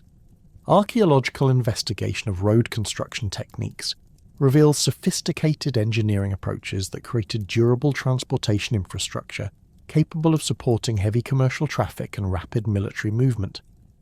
The postal system established by Persian authorities enabled regular communication between Uruk and the imperial capital at Persepolis, facilitating coordination of administrative activities and ensuring that local developments received appropriate attention from central authorities. Cuneiform tablets document the systematic transmission of governmental correspondence, commercial information, and intelligence reports that maintained effective imperial control while respecting local autonomy. This communication system represented one of the most advanced information networks in the ancient world and contributed significantly to the administrative efficiency of the Persian Empire. The sophisticated communication networks and administrative efficiency that characterized Persian rule at Uruk faced unprecedented challenges when Alexander the Great's Macedonian forces crossed the Hellespont in 334 BC. initiating a campaign that would fundamentally transform the political and cultural landscape of the ancient Near East. The news of Alexander's victories at Granicus and Issus reached Uruk through the Persian postal system months before the Macedonian army approached Mesopotamia, providing local administrators with sufficient time to prepare for the inevitable confrontation between Persian imperial forces and the advancing Greek coalition. The Battle of Gaugamela, fought on October 1st, 331 BC, approximately 100 kilometers north of Uruk, mark the decisive moment when Persian control over Mesopotamia collapsed under Alexander's tactical brilliance and the superior discipline of Macedonian military formations. Archaeological evidence from battlefield surveys conducted in the 20th century has uncovered scattered weapons, armour fragments, and horse equipment that provide physical testimony to the scale and intensity of this pivotal engagement. Persian forces under Darius III, despite their numerical superiority and advantageous defensive positioning, proved unable to counter the coordinated assault of Macedonian phalanxes supported by Thessalian cavalry and allied Greek contingents. The immediate aftermath of Gaugamela created a power vacuum throughout southern Mesopotamia that Alexander filled through a combination of diplomatic negotiation and strategic occupation of key urban centres. Uruk's surrender to Macedonian forces occurred without significant resistance, as local leaders recognised the futility of opposing an army that had just destroyed the Persian Empire's primary military force. Cuneiform tablets from this transitional period document the systematic transfer of administrative authority from Persian officials to Macedonian military governors, indicating that the changeover proceeded according to established protocols rather than through violent conquest. Alexander's personal visit to Uruk in late 331 BC demonstrated his sophisticated understanding of Mesopotamian political traditions and religious practices. Unlike previous conquerors who had imposed foreign administrative systems, Alexander adopted a syncretic approach that combined Macedonian military authority with traditional Mesopotamian governmental structures. Archaeological excavations in the palace quarter have uncovered evidence for hasty renovations undertaken to accommodate Alexander's entourage, including the construction of new reception halls designed according to Macedonian court protocols, while maintaining the basic architectural arrangements that had served earlier rulers. The religious policies implemented by Alexander at Uruk reflected his broader strategy of legitimizing Macedonian rule through adoption of local spiritual traditions and ceremonial practices. Rather than suppressing traditional Mesopotamian cult activities, Alexander participated in established religious festivals and provided financial support for temple maintenance and construction projects. The famous scene of Alexander's sacrifice to Marduk at Babylon was replicated at Uruk, with appropriate ceremonies honouring Anu and Inanna, demonstrating the conqueror's recognition of religious authority as a crucial component of political legitimacy. The death of Alexander in Babylon in 323 BC initiated a period of political fragmentation that ultimately resulted in the establishment of Seleucid control over Mesopotamia under Seleucus I Nicator, one of Alexander's most capable generals and successors. The Wars of the Diadochi, which consumed the eastern Mediterranean and Near East for over 2 decades following Alexander's death, had profound implications for Uruk's development as competing Macedonian commanders struggled to establish permanent control over the wealthy Mesopotamian territories. Seleucus's consolidation of power in Mesopotamia around 305 BC marked the beginning of a new phase in Uruk's history, characterized by systematic Hellenization, combined with preservation of essential Mesopotamian cultural traditions. The Seleucid administrative system established at Uruk incorporated Greek governmental concepts and personnel while maintaining traditional Mesopotamian bureaucratic structures that had proven effective under previous imperial regimes. This dual administrative approach enabled efficient governance while preventing the cultural conflicts that might have resulted from more radical political transformation. The establishment of Greek colonies throughout the Seleucid Empire brought substantial numbers of Greek-speaking settlers to Mesopotamia, fundamentally altering the demographic composition of major urban centres including Uruk. Archaeological evidence from residential districts shows the construction of new housing complexes designed according to Greek architectural principles, featuring central courtyards surrounded by rooms arranged according to Hellenistic domestic arrangements. These Greek residential areas were typically located in separate districts from traditional Mesopotamian neighbourhoods, creating ethnically distinct communities within the larger urban framework. The Greek settlers who arrived at Uruk during the early Seleucid period included military veterans granted landholdings in recognition of their service, skilled craftsmen attracted by economic opportunities, and administrative personnel appointed to governmental positions. Cuneiform and Greek inscriptions from this period document the systematic distribution of agricultural estates to Greek colonists, the establishment of Greek craft workshops, and the creation of educational institutions that provided instruction in Greek language and culture for both immigrant and indigenous populations. The architectural transformation of Uruk under Seleucid rule involved the construction of distinctively Greek public buildings that served new social and cultural functions within the traditional Mesopotamian urban environment. The most significant of these projects was the gymnasium, a massive complex measuring approximately 200 by 150 metres that provided facilities for athletic training, educational activities, and social gatherings according to established Greek cultural practices. Archaeological excavations have revealed a sophisticated architectural program that included exercise areas, bathing facilities, lecture halls, and library spaces designed to serve the Greek community's cultural and educational needs. The gymnasium complex incorporated advanced engineering techniques that demonstrated Greek expertise in hydraulic systems and structural design. The bathing facilities featured elaborate hot and cold water systems supplied by aqueducts that brought fresh water from distant sources, while sophisticated drainage networks removed wastewater and maintained sanitary conditions. The exercise areas included a standard running track, wrestling grounds, and equipment storage facilities that enabled the full range of athletic activities characteristic of Greek gymnasium culture. The construction of a Greek theatre at Uruk represented another significant addition to the city's architectural landscape, providing a venue for dramatic performances and public assemblies according to Hellenistic cultural traditions. The theatre, carved into a natural hillside adjacent to the main urban area, featured a semicircular seating arrangement that could accommodate approximately 5,000 spectators.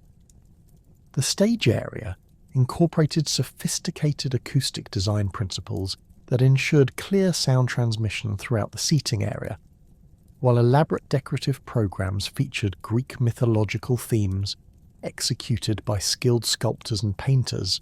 The educational institutions established at Uruk during the Seleucid period created systematic programs for transmitting Greek cultural knowledge while preserving traditional Mesopotamian scholarly disciplines. The gymnasium school provided instruction in Greek literature, philosophy, mathematics, and rhetoric for students from both Greek and indigenous backgrounds. Archaeological excavations in educational facilities have uncovered extensive collections of Greek literary texts, philosophical treatises, and scientific works that demonstrate the comprehensive curriculum employed in these institutions. The preservation of traditional Mesopotamian educational traditions alongside Greek instruction created a unique intellectual environment that fostered cultural synthesis and scholarly innovation. Temple schools continued to provide training in cuneiform writing, traditional mathematical techniques, and Mesopotamian religious literature, while also offering instruction in Greek language and Hellenistic scholarly methods. This educational diversity enabled students to master both cultural traditions and contributed to the development of synthetic intellectual approaches that combined Greek and Mesopotamian knowledge systems. The economic integration of Uruk into Mediterranean trade networks under Seleucid rule transformed traditional commercial relationships and created new opportunities for economic development. Greek merchants established trading partnerships with Mesopotamian counterparts, facilitating the exchange of goods between the Eastern Mediterranean and the Iranian plateau. Archaeological evidence shows increased quantities of Greek manufactured goods, including pottery, metalwork, and luxury items, alongside continued production and export of traditional Mesopotamian products such as textiles, agricultural commodities, and craft goods. The introduction of Greek commercial practices and legal frameworks enhanced the efficiency of long-distance trade, while providing standardized procedures for conducting business across cultural boundaries. Greek contract law, with its emphasis on written agreements and standardized dispute resolution procedures, complemented traditional Mesopotamian commercial customs and created comprehensive legal frameworks for complex transactions. Bilingual contracts written in both Greek and Aramaic demonstrate the practical accommodation between different legal traditions and commercial practices. The monetary system implemented throughout the Seleucid Empire standardized currency values and facilitated commercial transactions across vast distances. Silver coins minted at Uruk during this period featured Greek artistic styles and inscriptions, while incorporating traditional Mesopotamian symbolic elements that maintained cultural continuity. The standardization of weights, measures, and currency systems enabled merchants to conduct business with confidence throughout the empire, while reducing transaction costs and commercial uncertainties. The religious synthesis that developed at Uruk under Seleucid rule created distinctive theological traditions that combined Greek philosophical concepts with traditional Mesopotamian spiritual practices. The identification of Greek deities with Mesopotamian gods facilitated religious accommodation while preserving the essential characteristics of both traditions. Anu became associated with Zeus as the supreme sky deity, while Inanna was identified with Aphrodite as the goddess of love and fertility, creating theological frameworks that satisfied both Greek and Mesopotamian religious sensibilities. The temple construction projects undertaken during the Seleucid period incorporated Greek architectural elements into traditional Mesopotamian religious structures, creating distinctive synthetic building styles. The renovation of the Yana temple complex included the addition of Greek-style columns, decorative friezes featuring classical mythological themes, and improved lighting systems that enhanced the visual impact of religious ceremonies. These architectural modifications demonstrated respect for traditional religious functions, while introducing aesthetic innovations that appealed to Greek cultural preferences. The gradual decline of cuneiform literacy during the Seleucid period reflected broader cultural changes that accompanied Hellenization, while preserving essential aspects of Mesopotamian intellectual traditions. Greek alphabetic writing systems proved more efficient for many administrative and commercial purposes, leading to the gradual replacement of cuneiform for routine record-keeping activities. However, cuneiform continued to be employed for religious texts, scholarly works, and traditional legal documents, ensuring the preservation of ancient knowledge systems within specialized intellectual communities. The astronomical and mathematical achievements of Seleucid period scholars at Uruk represented the culmination of centuries of Mesopotamian scientific development, enhanced by Greek theoretical approaches and observational techniques. The combination of traditional Mesopotamian computational methods with Greek geometric principles produced sophisticated mathematical models that enabled accurate prediction of celestial phenomena and the creation of precise calendrical systems.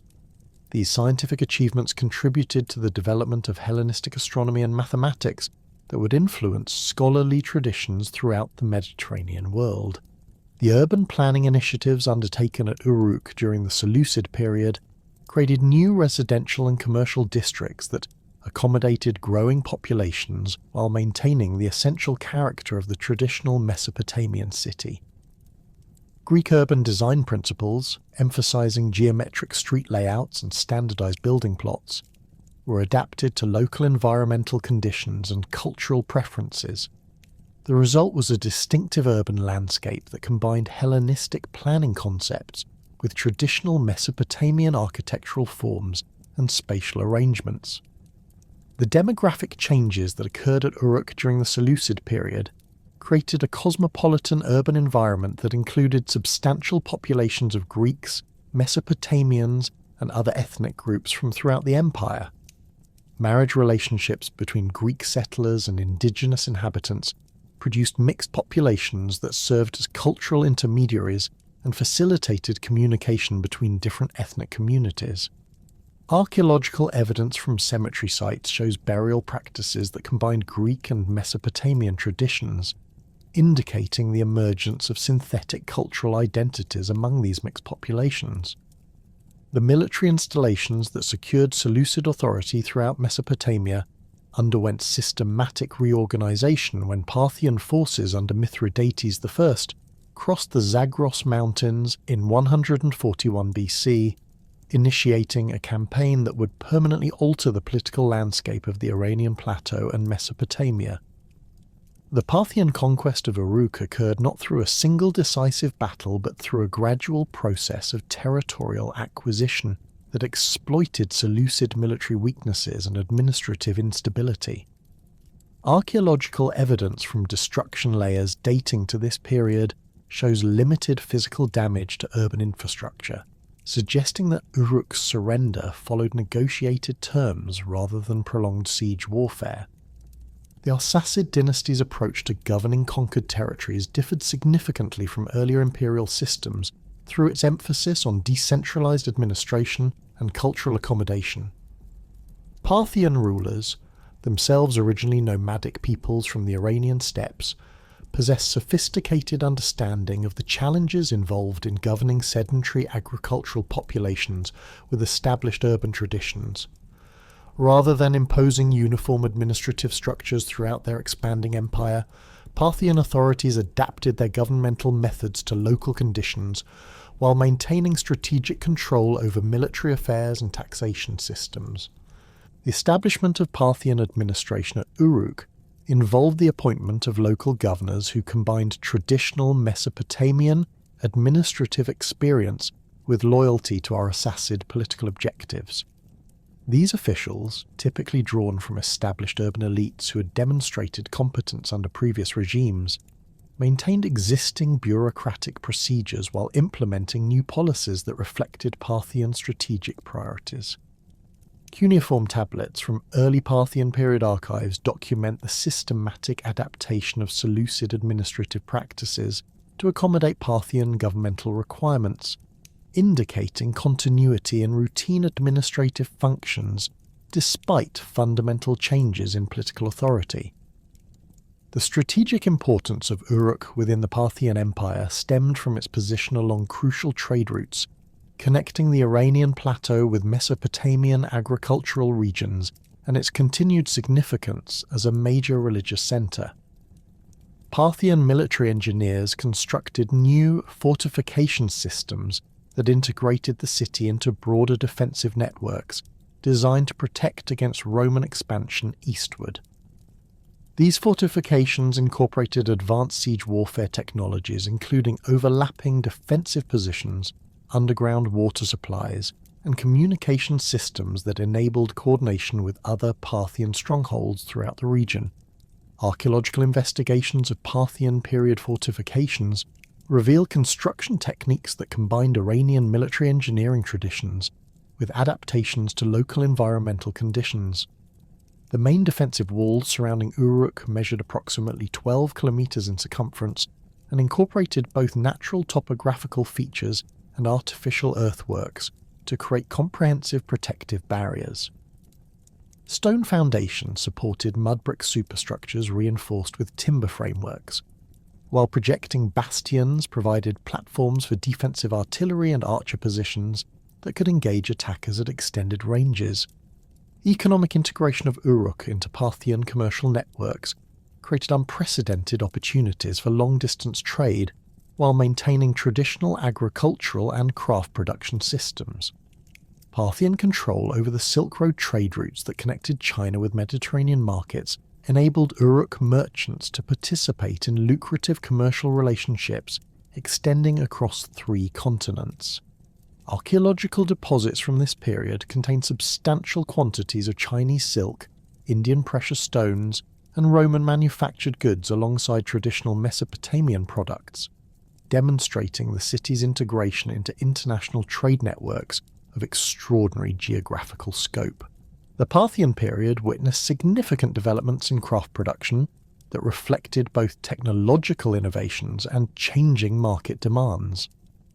Metalworking shops at Uruk adopted new techniques for producing steel implements and weapons that incorporated Iranian metallurgical knowledge with traditional Mesopotamian manufacturing methods.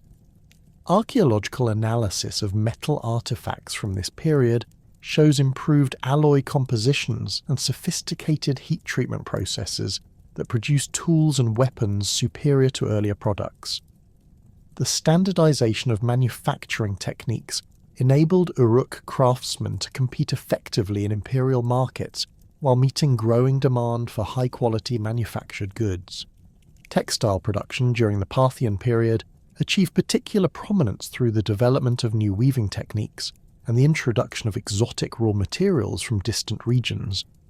Workshops produced silk fabrics using techniques learned from Chinese artisans, while traditional wool and linen production continued to supply local and regional markets.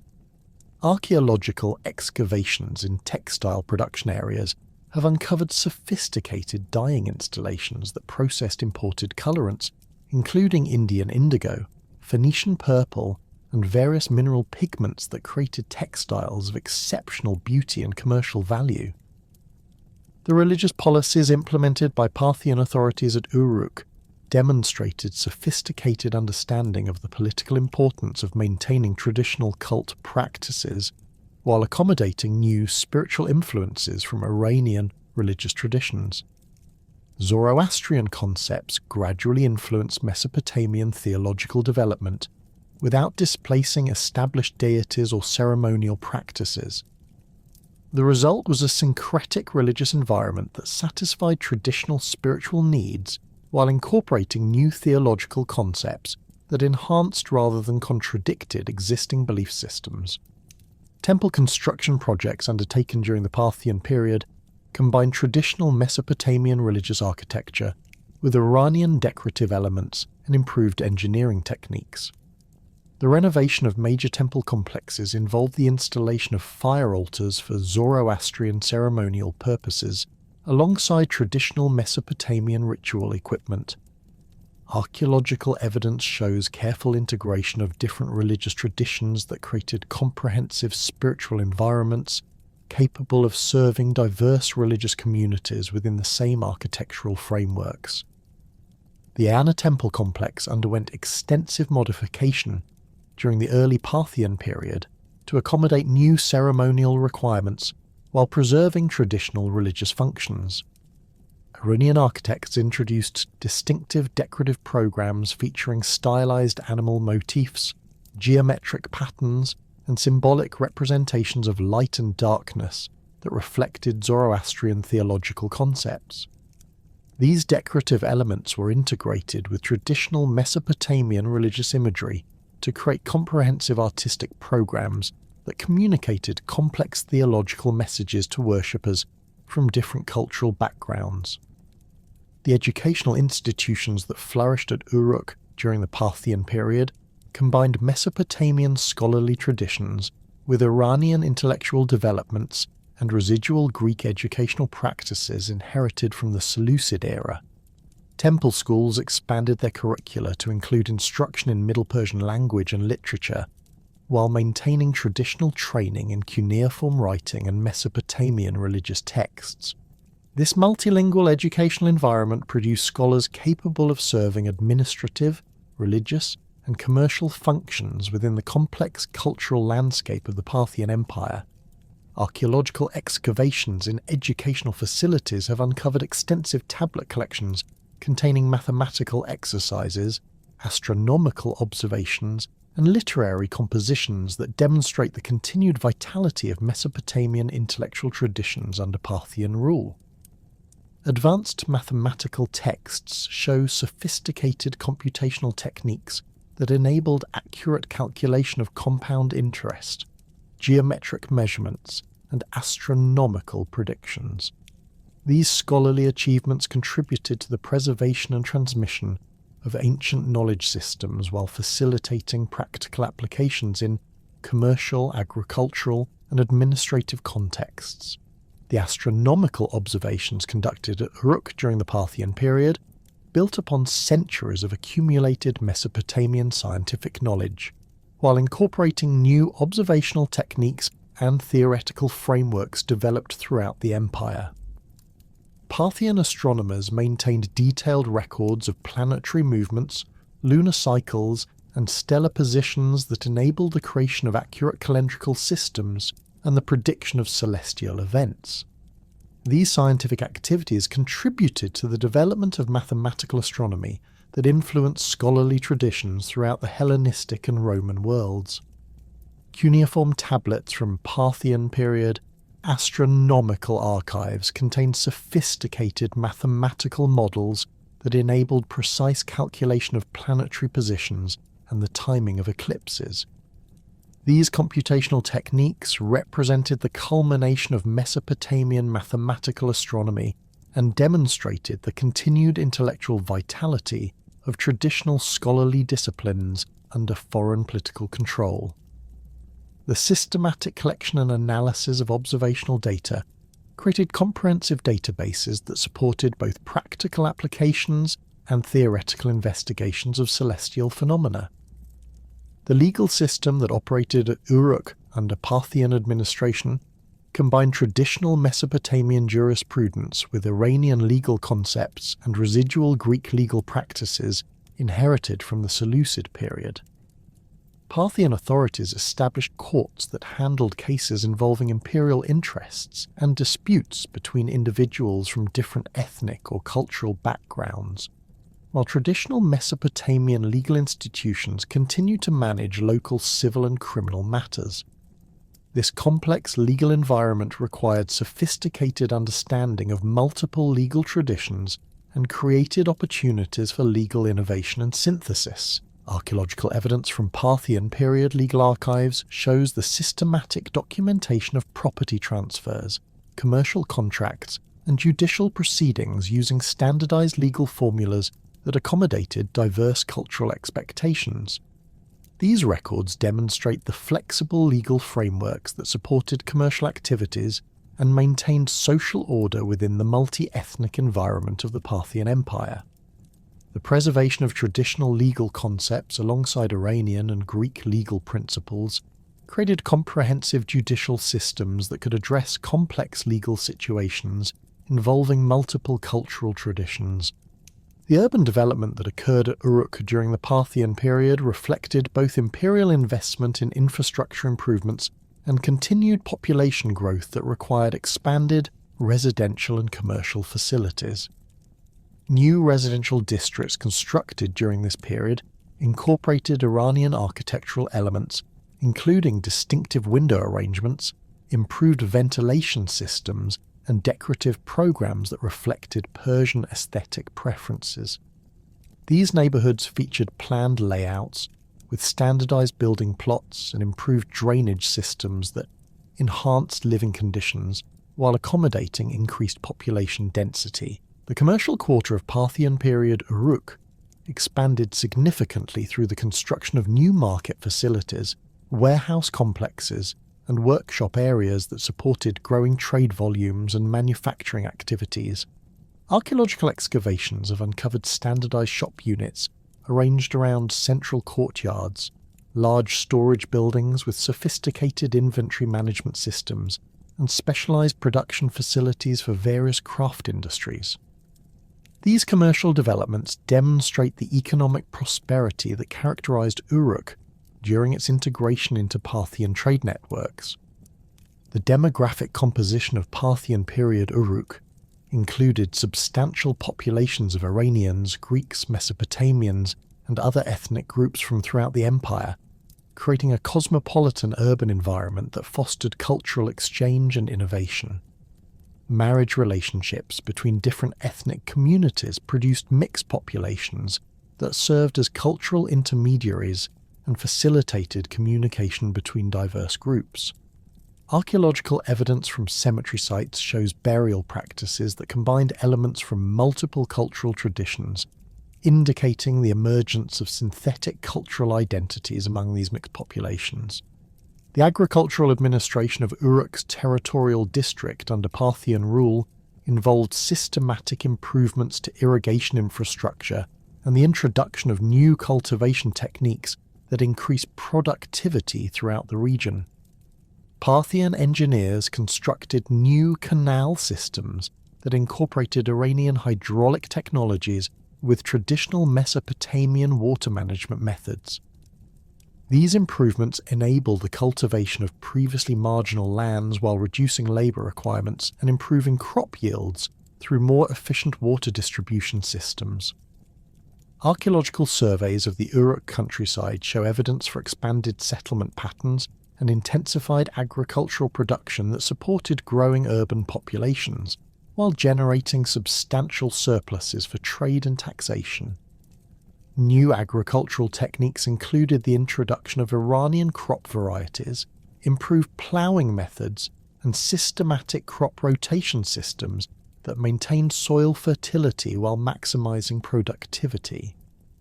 These innovations contributed to the economic prosperity that characterized the Parthian period at Uruk. The military organization that maintained Parthian control over Uruk and surrounding territories combined traditional Iranian cavalry tactics with infantry formations adapted to local conditions and strategic requirements. Parthian heavy cavalry, equipped with scale armour and long lances, provided the primary striking force for major military operations, while light cavalry units conducted reconnaissance and harassment activities. Infantry forces recruited from local populations contributed specialised skills and regional knowledge that enhanced overall military effectiveness. Archaeological excavations at military installations have uncovered weapons, armour and equipment that demonstrate the systematic integration of Iranian and Mesopotamian military technologies. Parthian metalworkers produced composite bows with superior range and penetrating power compared to earlier weapons, while traditional Mesopotamian armour-making techniques were enhanced through the introduction of Iranian metallurgical innovations.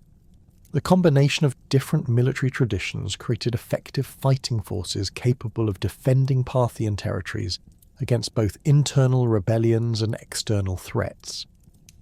The frontier position of Uruk between Roman and Parthian spheres of influence created ongoing military tensions that required constant vigilance and substantial defensive preparations. Roman expansion eastward under Trajan and later emperors brought Roman legions into direct contact with Parthian forces along the Euphrates River, creating a militarized border zone that affected all aspects of life in Mesopotamian cities. Archaeological evidence shows the construction of new fortifications, the expansion of military installations, and the implementation of early warning systems that enabled rapid response to potential Roman invasions. The cultural synthesis that emerged at Uruk during the Parthian period created distinctive artistic traditions that combined Mesopotamian, Iranian, and Greek aesthetic elements in innovative ways.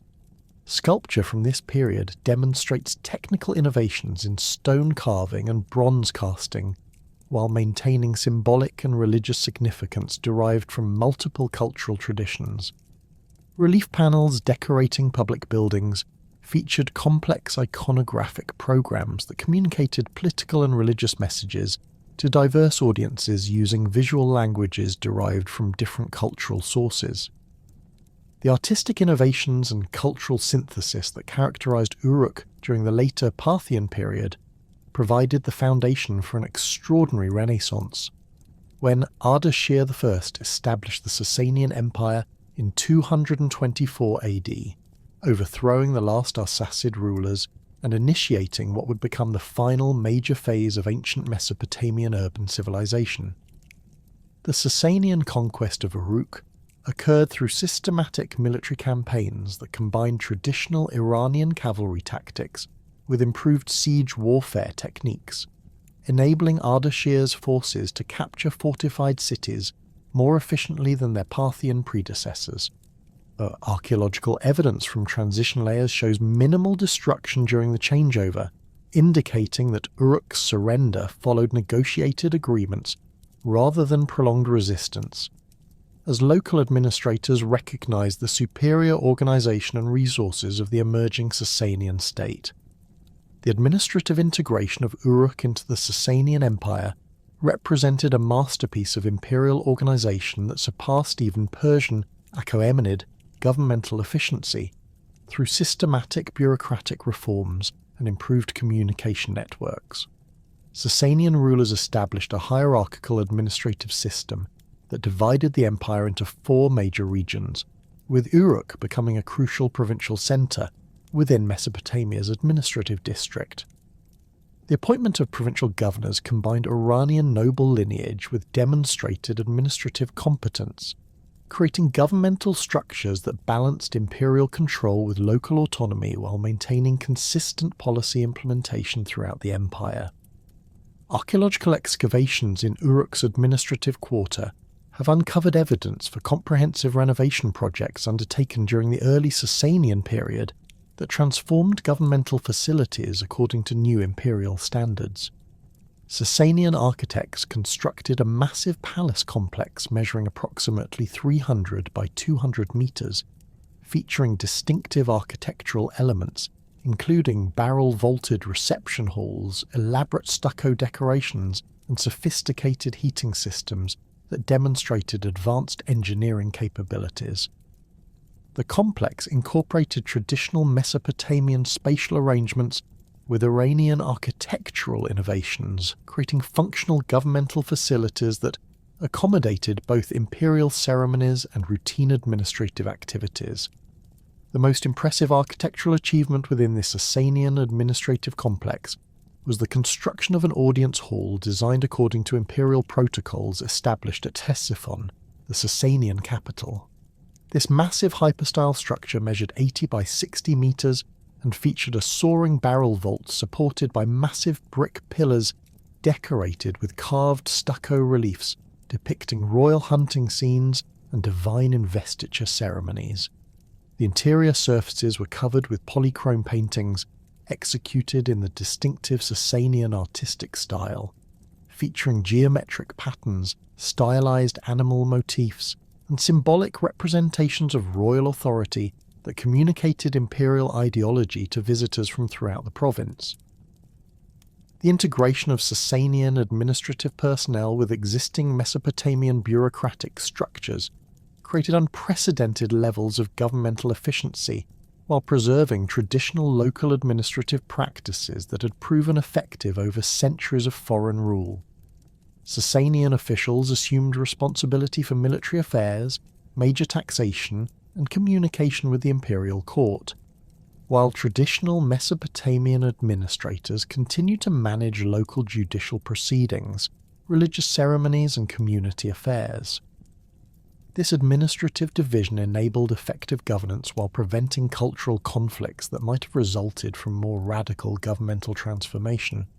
Cuneiform archives from the Sassanian period document the systematic adaptation of traditional Mesopotamian record-keeping practices to accommodate new imperial administrative requirements. Scribal schools modified their curricula to include instruction in Middle Persian, the official administrative language of the Sassanian Empire, while maintaining traditional training in Aramaic and remaining cuneiform traditions for specialized religious and legal purposes. Bilingual administrative tablets from this period show Sassanian tax assessments and legal decisions recorded in Middle Persian alongside traditional Mesopotamian commercial and religious documents written in Aramaic, demonstrating practical accommodation between imperial and local administrative traditions. The military reorganization that accompanied Sassanian rule at Uruk involved the construction of new fortification systems and the establishment of professional garrison forces that integrated the city into broader imperial defensive networks. Sassanian military engineers designed fortifications that incorporated lessons learned from centuries of warfare against Roman legions, creating defensive systems capable of withstanding prolonged siege operations while maintaining communication with other imperial strongholds. The main defensive circuit constructed around Uruk featured massive stone foundations supporting brick superstructures reinforced with iron clamps and mortar containing volcanic ash that create exceptionally durable construction.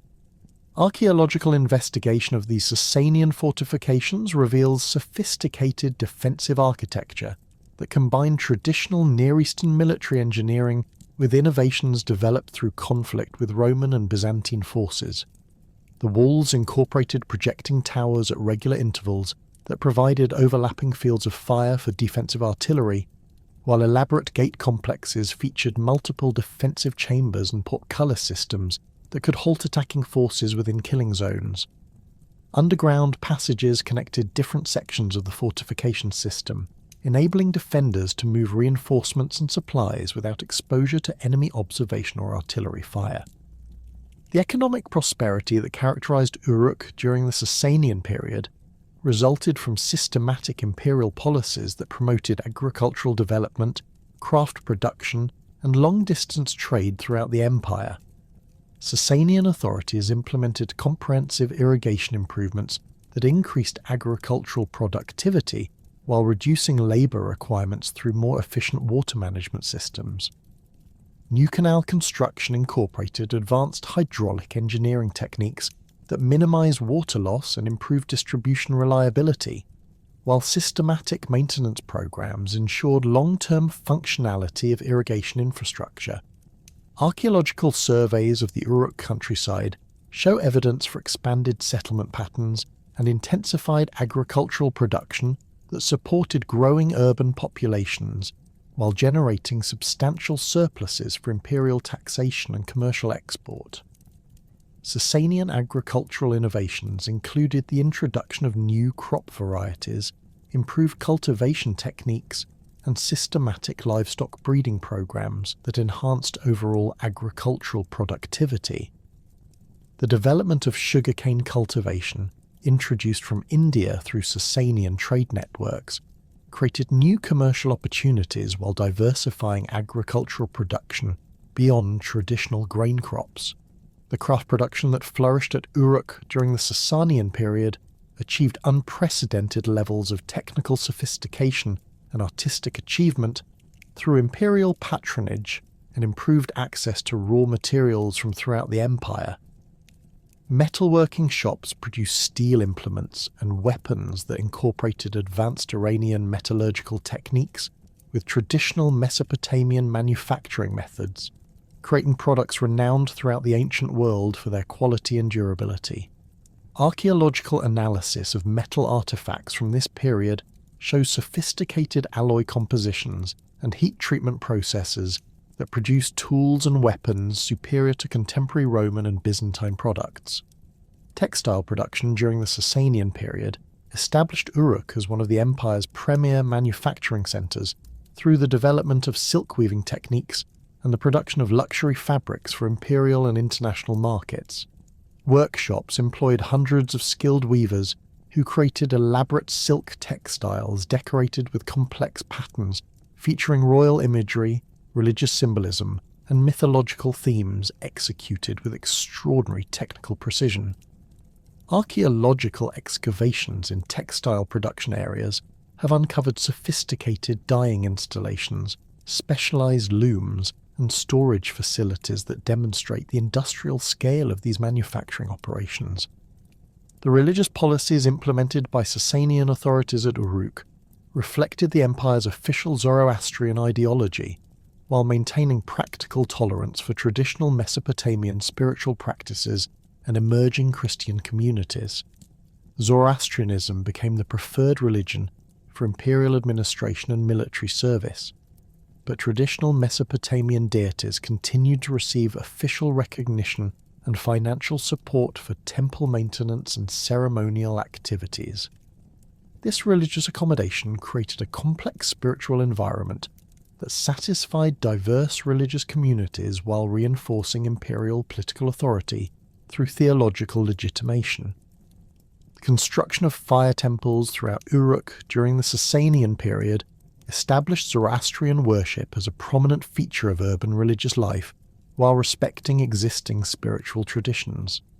These fire temples, built according to standardized architectural designs employed throughout the empire, featured central fire chambers where sacred flames burned continuously, surrounded by ceremonial spaces for religious instruction and community gatherings. Archaeological excavations have revealed sophisticated ventilation systems that maintained proper combustion conditions while preventing smoke accumulation, demonstrating advanced understanding of architectural engineering principles. The renovation of traditional Mesopotamian temple complexes during the Sassanian period incorporated Zoroastrian ceremonial elements while preserving established religious functions and architectural arrangements. The Yana temple complex underwent extensive modification that added fire altars for Zoroastrian ceremonies alongside traditional Mesopotamian ritual equipment, creating comprehensive religious facilities that served multiple spiritual communities within integrated architectural frameworks. Decorative programs combined traditional Mesopotamian religious imagery with Zoroastrian symbolic elements, producing artistic syntheses that communicated complex theological messages to diverse audiences. The emergence of Christian communities at Uruk during the Sassanian period reflected broader religious developments throughout Mesopotamia as Christianity spread eastward from Syria and Armenia. Sassanian religious policies generally tolerated Christian worship while requiring political loyalty to imperial authority, enabling Christian communities to establish churches and develop institutional structures without systematic persecution. Archaeological evidence shows the construction of several Christian churches at Uruk during the 5th and 6th centuries, featuring distinctive architectural elements, including basilica layouts, baptismal facilities, and decorative programs that adapted Christian symbolism to local artistic traditions. The educational institutions that operated at Uruk during the Sassanian period combined traditional Mesopotamian scholarly disciplines with Zoroastrian religious instruction and practical training in imperial administrative methods. Temple schools expanded their curricula to include Middle Persian language and literature, while maintaining instruction in Aramaic and specialized cuneiform traditions for religious and legal purposes. These educational programs produced administrators, religious personnel, and commercial specialists capable of serving diverse functions within the complex cultural environment of the Sassanian Empire. Archaeological excavations in educational facilities have uncovered extensive collections of texts written on parchment, papyrus, and traditional clay tablets that demonstrate the multilingual and multicultural character of Sassanian period education. Mathematical treatises show continued development of computational techniques for commercial and administrative applications, while astronomical texts document systematic observations that contributed to calendrical calculations and agricultural planning. Literary compositions include both traditional Mesopotamian works and new creations that reflected contemporary cultural interests and imperial ideological themes.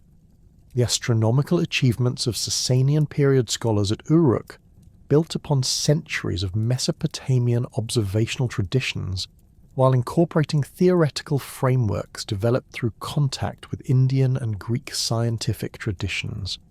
Sassanian astronomers maintained detailed records of planetary movements, lunar cycles, and stellar positions that enabled accurate prediction of celestial events and the creation of precise calendrical systems.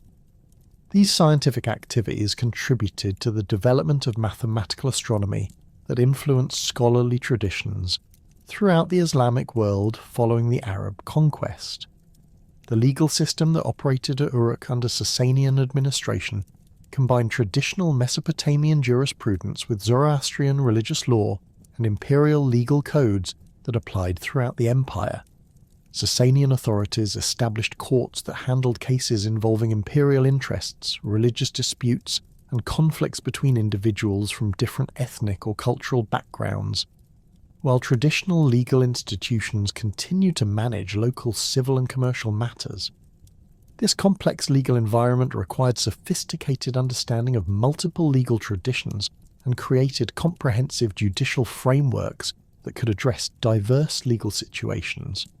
Archaeological evidence from Sassanian period legal archives shows systematic documentation of property transfers, commercial contracts, and judicial proceedings using standardized legal formulas that accommodated various cultural expectations while maintaining consistent imperial standards.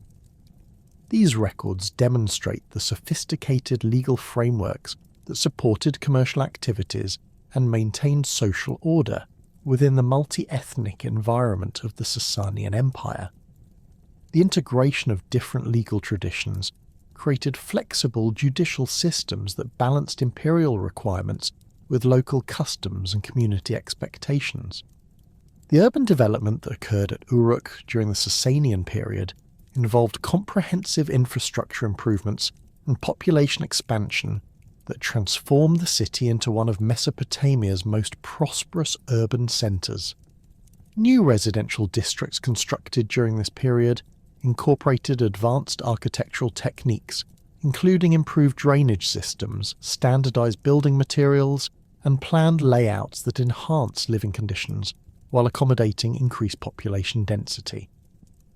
These neighbourhoods featured distinctive Sassanian architectural elements, including barrel-vaulted roofs, decorative stucco work, and sophisticated ventilation systems that provided comfortable living environments in Mesopotamia's challenging climate. The commercial expansion that characterized Sassanian period Uruk resulted from the city's integration into imperial trade networks that connected the Mediterranean world with Central Asia, India, and China. Merchants from Uruk participated in lucrative silk trade operations while maintaining traditional commercial relationships with regional markets throughout Mesopotamia and the Iranian plateau. Archaeological deposits from this period contain unprecedented quantities of imported goods, including Chinese silk, Indian spices and precious stones, Central Asian metalwork, and Mediterranean luxury items that demonstrate the extraordinary geographical scope of Sassanian commercial networks. The construction of new market facilities during the Sassanian period created comprehensive commercial infrastructure that supported growing trade volumes and manufacturing activities. Archaeological excavations have uncovered large warehouse complexes with sophisticated storage systems, standardized shop units arranged around central courtyards, and specialized production facilities for various craft industries. These commercial developments included banking facilities that provided financial services for long-distance trade, demonstrating the sophisticated commercial institutions that supported Sassanian economic prosperity. The demographic composition of Sassanian period Uruk included substantial populations of Iranians, Mesopotamians, Arabs, and other ethnic groups from throughout the empire, creating a cosmopolitan urban environment that fostered cultural exchange and innovation. Marriage relationships between different communities produced mixed populations that served as cultural intermediaries and facilitated communication between diverse groups. Archaeological evidence from cemetery sites shows burial practices that combined elements from multiple cultural and religious traditions, indicating the emergence of synthetic cultural identities that transcended traditional ethnic boundaries. The agricultural innovations implemented in Uruk's territorial district during the Sassanian period included the introduction of new irrigation technologies, crop varieties, and cultivation techniques that significantly increased productivity throughout the region. Sassanian engineers constructed advanced water management systems that incorporated underground channels, mechanical lifting devices, and distribution networks that enabled cultivation of previously marginal lands. These improvements supported growing urban populations while generating agricultural surpluses that contributed to imperial taxation and commercial export activities. Archaeological evidence shows the systematic expansion of cultivated areas and the development of specialized agricultural production that took advantage of regional environmental conditions and market opportunities. The cultivation of cotton, introduced through Sassanian trade connections with India, created new textile production opportunities while diversifying agricultural output beyond traditional food crops. Systematic livestock breeding programs improved the quality of horses, cattle, and sheep, while the development of commercial fisheries and artificial ponds provided additional protein sources for urban populations. The final phase of Sassanian rule at Uruk coincided with increasing pressure from Arab tribal confederations that had been expanding northward from the Arabian Peninsula since the late 6th century. The military campaigns launched by Islamic forces under the Rashidun Caliphate beginning in 633 AD created unprecedented challenges for Sassanian defensive capabilities already strained by prolonged conflicts with the Byzantine Empire. Archaeological evidence from the latest Sassanian levels at Uruk shows hasty defensive preparations and the concealment of valuable objects, indicating that local authorities recognized the seriousness of the Arab military threat. The Battle of Qadisiyah in 636 AD marked the decisive moment when Arab forces under Sa'd ibn Abi Waqqas defeated the main Sassanian army and opened Mesopotamia to Islamic conquest. The aftermath of this victory enabled Arab forces to advance rapidly throughout the region, capturing major cities including Ctesiphon and establishing Islamic control over the former Sassanian heartland.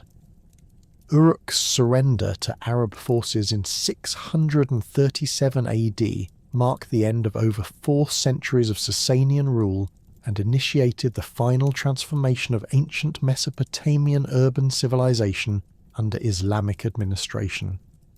The surrender of Uruk to Arab forces in 637 AD occurred through negotiated capitulation rather than violent conquest, as local Sassanian administrators recognized the futility of resistance following the decisive Arab victory at Qadisiyah. The transition proceeded with remarkable efficiency as Arab military commanders implemented administrative policies that preserved existing governmental structures while establishing Islamic authority over the ancient Mesopotamian city. Archaeological evidence from this transitional period shows no significant destruction layers, indicating that the changeover occurred peacefully, with minimal disruption to urban life and economic activities. The initial Islamic administration of Urus under the Rashidun Caliphate maintained many existing Sassanian governmental practices while introducing new religious and legal frameworks based on Islamic principles. Arab military governors appointed to oversee Mesopotamian territories typically possessed extensive experience in tribal leadership and military organization, but relied heavily on former Sassanian administrators who understood local conditions and established bureaucratic procedures. This pragmatic approach enabled effective governance during the crucial early years of Islamic rule, while preventing the administrative chaos that might have resulted from complete governmental transformation. Cuneiform tablets from the earliest Islamic period document the systematic adaptation of traditional Mesopotamian record-keeping practices to accommodate new Islamic administrative requirements. Arabic gradually replaced Middle Persian as the primary language for official correspondence and legal documentation, while Aramaic and remaining cuneiform traditions continued to serve specialized religious and commercial functions within established communities. Bilingual administrative records from this period show Islamic tax assessments and legal decisions recorded in Arabic alongside traditional commercial contracts and property transfers written in Aramaic, demonstrating the practical accommodation between new Islamic governance and established local practices. The religious transformation that accompanied Islamic rule at Uruk involved the gradual conversion of substantial portions of the urban population to Islam, while maintaining official tolerance for existing Christian, Jewish, and Zoroastrian communities. Islamic authorities implemented the dhimmi system that granted protected status to people of the book, enabling non-Muslim communities to maintain their religious practices and institutional structures in exchange for payment of special taxes and acceptance of certain legal restrictions. This policy prevented the religious conflicts that might have resulted from forced conversion, while encouraging voluntary adoption of Islam through social and economic incentives. Archaeological excavations have uncovered evidence for the construction of Uruk's first mosque during the early Umayyad period, built according to standardized architectural designs employed throughout the expanding Islamic Empire. This rectangular structure measured approximately 80 by 60 meters and featured a large prayer hall oriented toward Mecca, surrounded by covered arcades that provided shelter for worshippers and community gatherings. The mosque incorporated traditional Mesopotamian building techniques, including mud brick construction and bitumen mortar, while adopting distinctive Islamic architectural elements such as the mihrab prayer niche and minbar pulpit that define the building's religious function. The conversion of existing religious structures to Islamic use proceeded gradually throughout the 7th and 8th centuries, as Muslim populations increased and traditional religious communities declined through conversion and emigration. The ancient Tiana temple complex underwent systematic modification that transformed ceremonial spaces into Islamic prayer areas, while preserving architectural elements that could serve new religious functions. Fire temples constructed during the Sassanian period were similarly adapted for Islamic worship through the removal of Zoroastrian ritual equipment and the installation of Islamic decorative elements that reoriented the buildings toward Mecca. The economic integration of Uruk into the expanding Islamic Empire created new commercial opportunities while fundamentally altering traditional trade relationships and manufacturing activities. The establishment of Islamic control over territories extending from Spain to Central Asia enabled merchants from Uruk to participate in commercial networks of unprecedented geographical scope, connecting Mediterranean markets with Indian Ocean trade routes through systematic Islamic commercial policies. Archaeological deposits from the early Islamic period contain substantial quantities of imported goods, including North African pottery, Spanish metalwork, Indian textiles, and Chinese ceramics that demonstrate Uruk's integration into these global Islamic trade systems. However, the economic transformation that accompanied Islamic expansion also created competitive pressures that gradually undermined Uruk's traditional commercial advantages. The establishment of Baghdad as the Abbasid capital in 762 AD created a new urban centre that attracted merchants, craftsmen and administrators who had previously contributed to Uruk's economic vitality. Baghdad's strategic position along major trade routes, combined with massive imperial investment in infrastructure and monumental construction, drew economic activity away from older Mesopotamian cities, including Uruk, Babylon, and Ctesiphon. Archaeological evidence shows a gradual decline in craft production at Uruk during the 8th and 9th centuries as workshops relocated to Baghdad and other emerging Islamic urban centres. Textile production, which had achieved particular prominence during the Sassanian period, contracted significantly as skilled weavers migrated to cities offering better economic opportunities and imperial patronage.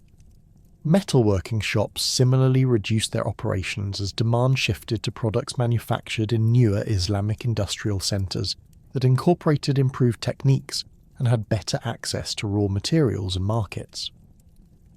The urban population of Uruk began declining during the late Umayyad and early Abbasid periods as economic opportunities decreased and administrative functions transferred to newer Islamic cities. Residential districts that had housed substantial populations during the Sassanian period show evidence of gradual abandonment through the 8th century, with houses left empty and subsequently used for storage or converted to other purposes.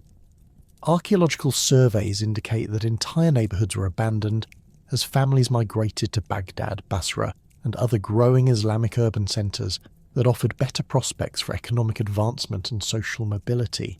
The irrigation systems that had supported intensive agriculture in Uruk's territorial district for over 3 millennia began experiencing systematic neglect during the 9th century, as reduced urban populations could no longer maintain the complex hydraulic infrastructure required for efficient water management. Canal systems constructed and maintained through centralised governmental organisation required constant attention to prevent silting, structural damage and water loss through seepage. The decline of local administrative capacity and the migration of skilled hydraulic engineers to other regions created maintenance deficits that gradually reduced agricultural productivity throughout the area. Archaeological investigation of abandoned canal systems shows evidence for systematic deterioration during the 9th and 10th centuries as reduced water flow created stagnant pools that bred disease-carrying insects and contaminated remaining water supplies.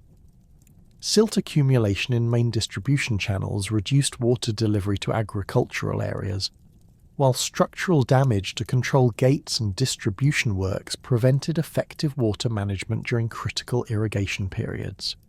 The resulting agricultural decline created a downward spiral that further reduced urban populations and economic activity, accelerating the city's overall decline.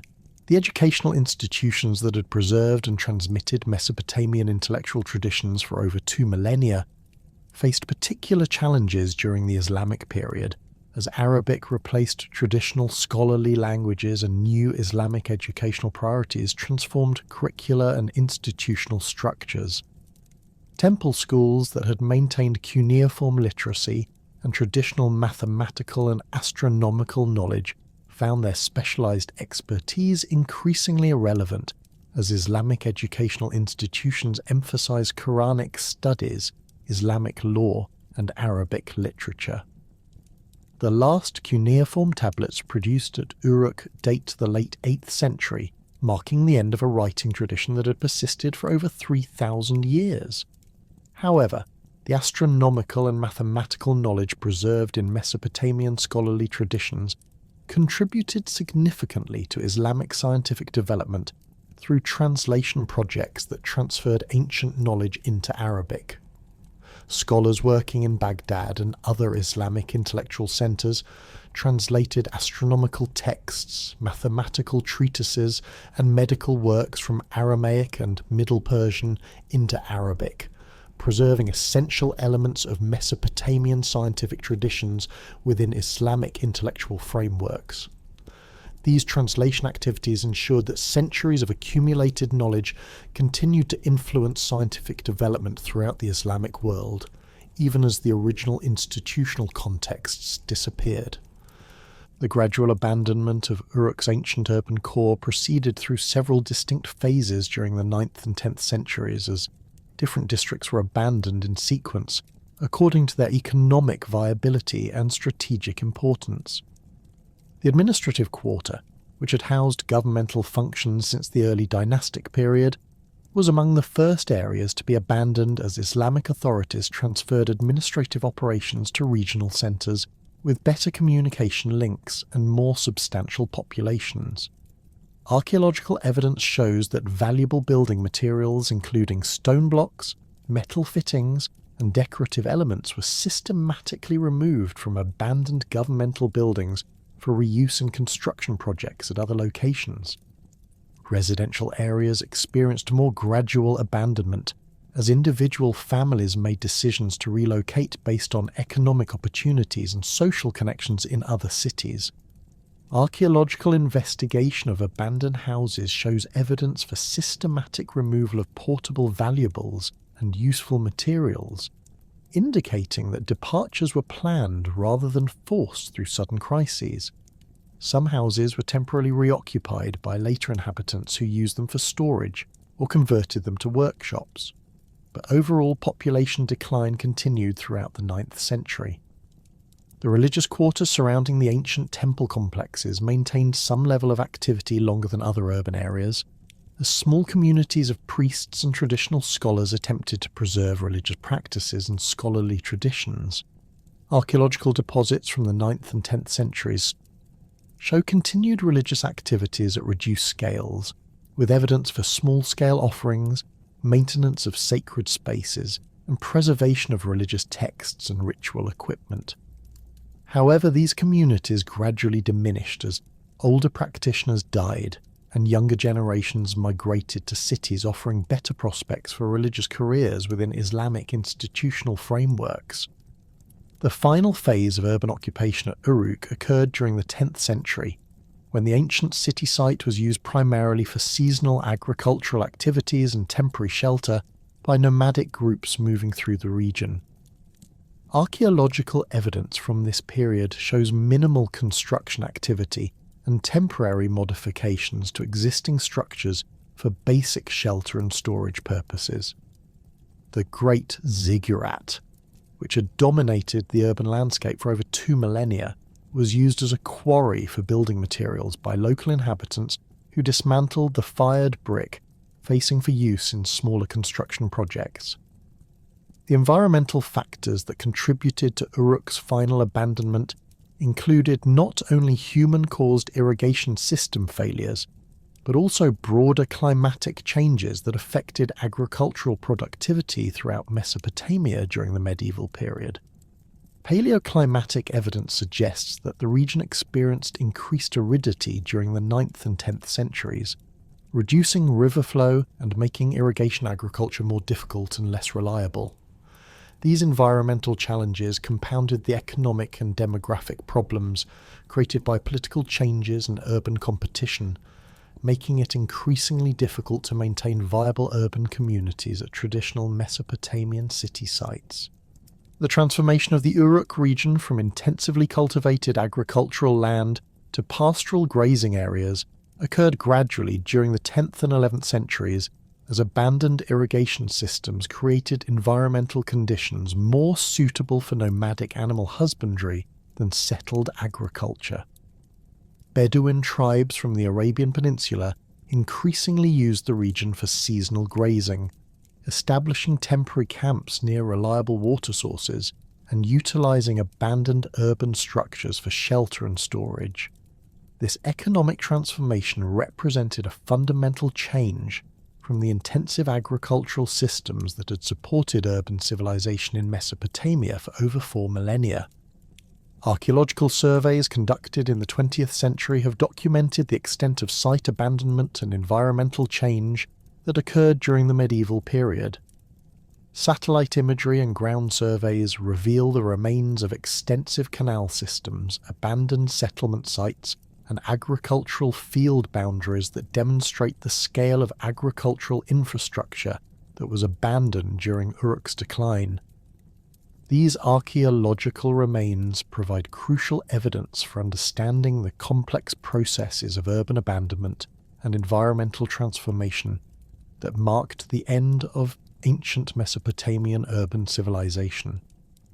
The rediscovery of Uruk by European archaeologists in the 19th century initiated systematic investigation of one of humanity's most important archaeological sites.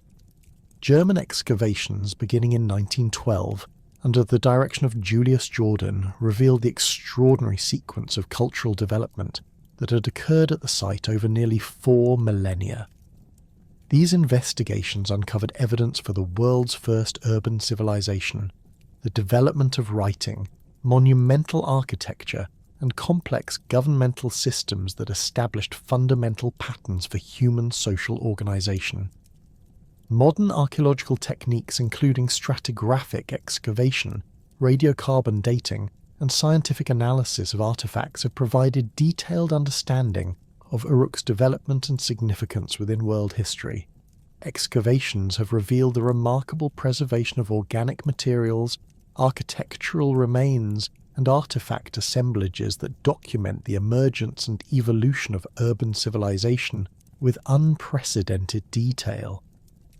The cuneiform archives discovered at Uruk contain tens of thousands of tablets that provide direct insight into ancient economic systems, governmental organization, religious practices, and daily life in the world's first cities. The legacy of Uruk extends far beyond its archaeological significance to encompass fundamental contributions to human civilization that continue to influence modern society. The urban planning principles, governmental structures, legal systems, and educational institutions first developed at Uruk established patterns that spread throughout the ancient world and influenced the development of subsequent civilizations. The invention of writing at Uruk created the foundation for recorded history, literature, and systematic knowledge preservation that enabled the accumulation and transmission of human learning across generations. Contemporary archaeological research at Uruk continues to reveal new information about ancient Mesopotamian civilization while facing significant challenges from political instability, environmental degradation, and illegal excavation activities. International efforts to preserve and study the site have produced detailed documentation of architectural remains, comprehensive artifact catalogues, and digital reconstructions that make Uruk's archaeological heritage accessible to global audiences. These preservation efforts ensure that future generations will be able to study and appreciate the extraordinary achievements of humanity's first urban civilization. The story of Uruk represents one of the most remarkable chapters in human history, documenting the transformation from small agricultural villages to complex urban societies that established fundamental patterns for civilization development. From its emergence as the world's first city around 3500 BC, through its final abandonment in the 10th century AD, Uruk witnessed and participated in virtually every major development in ancient Near Eastern civilization.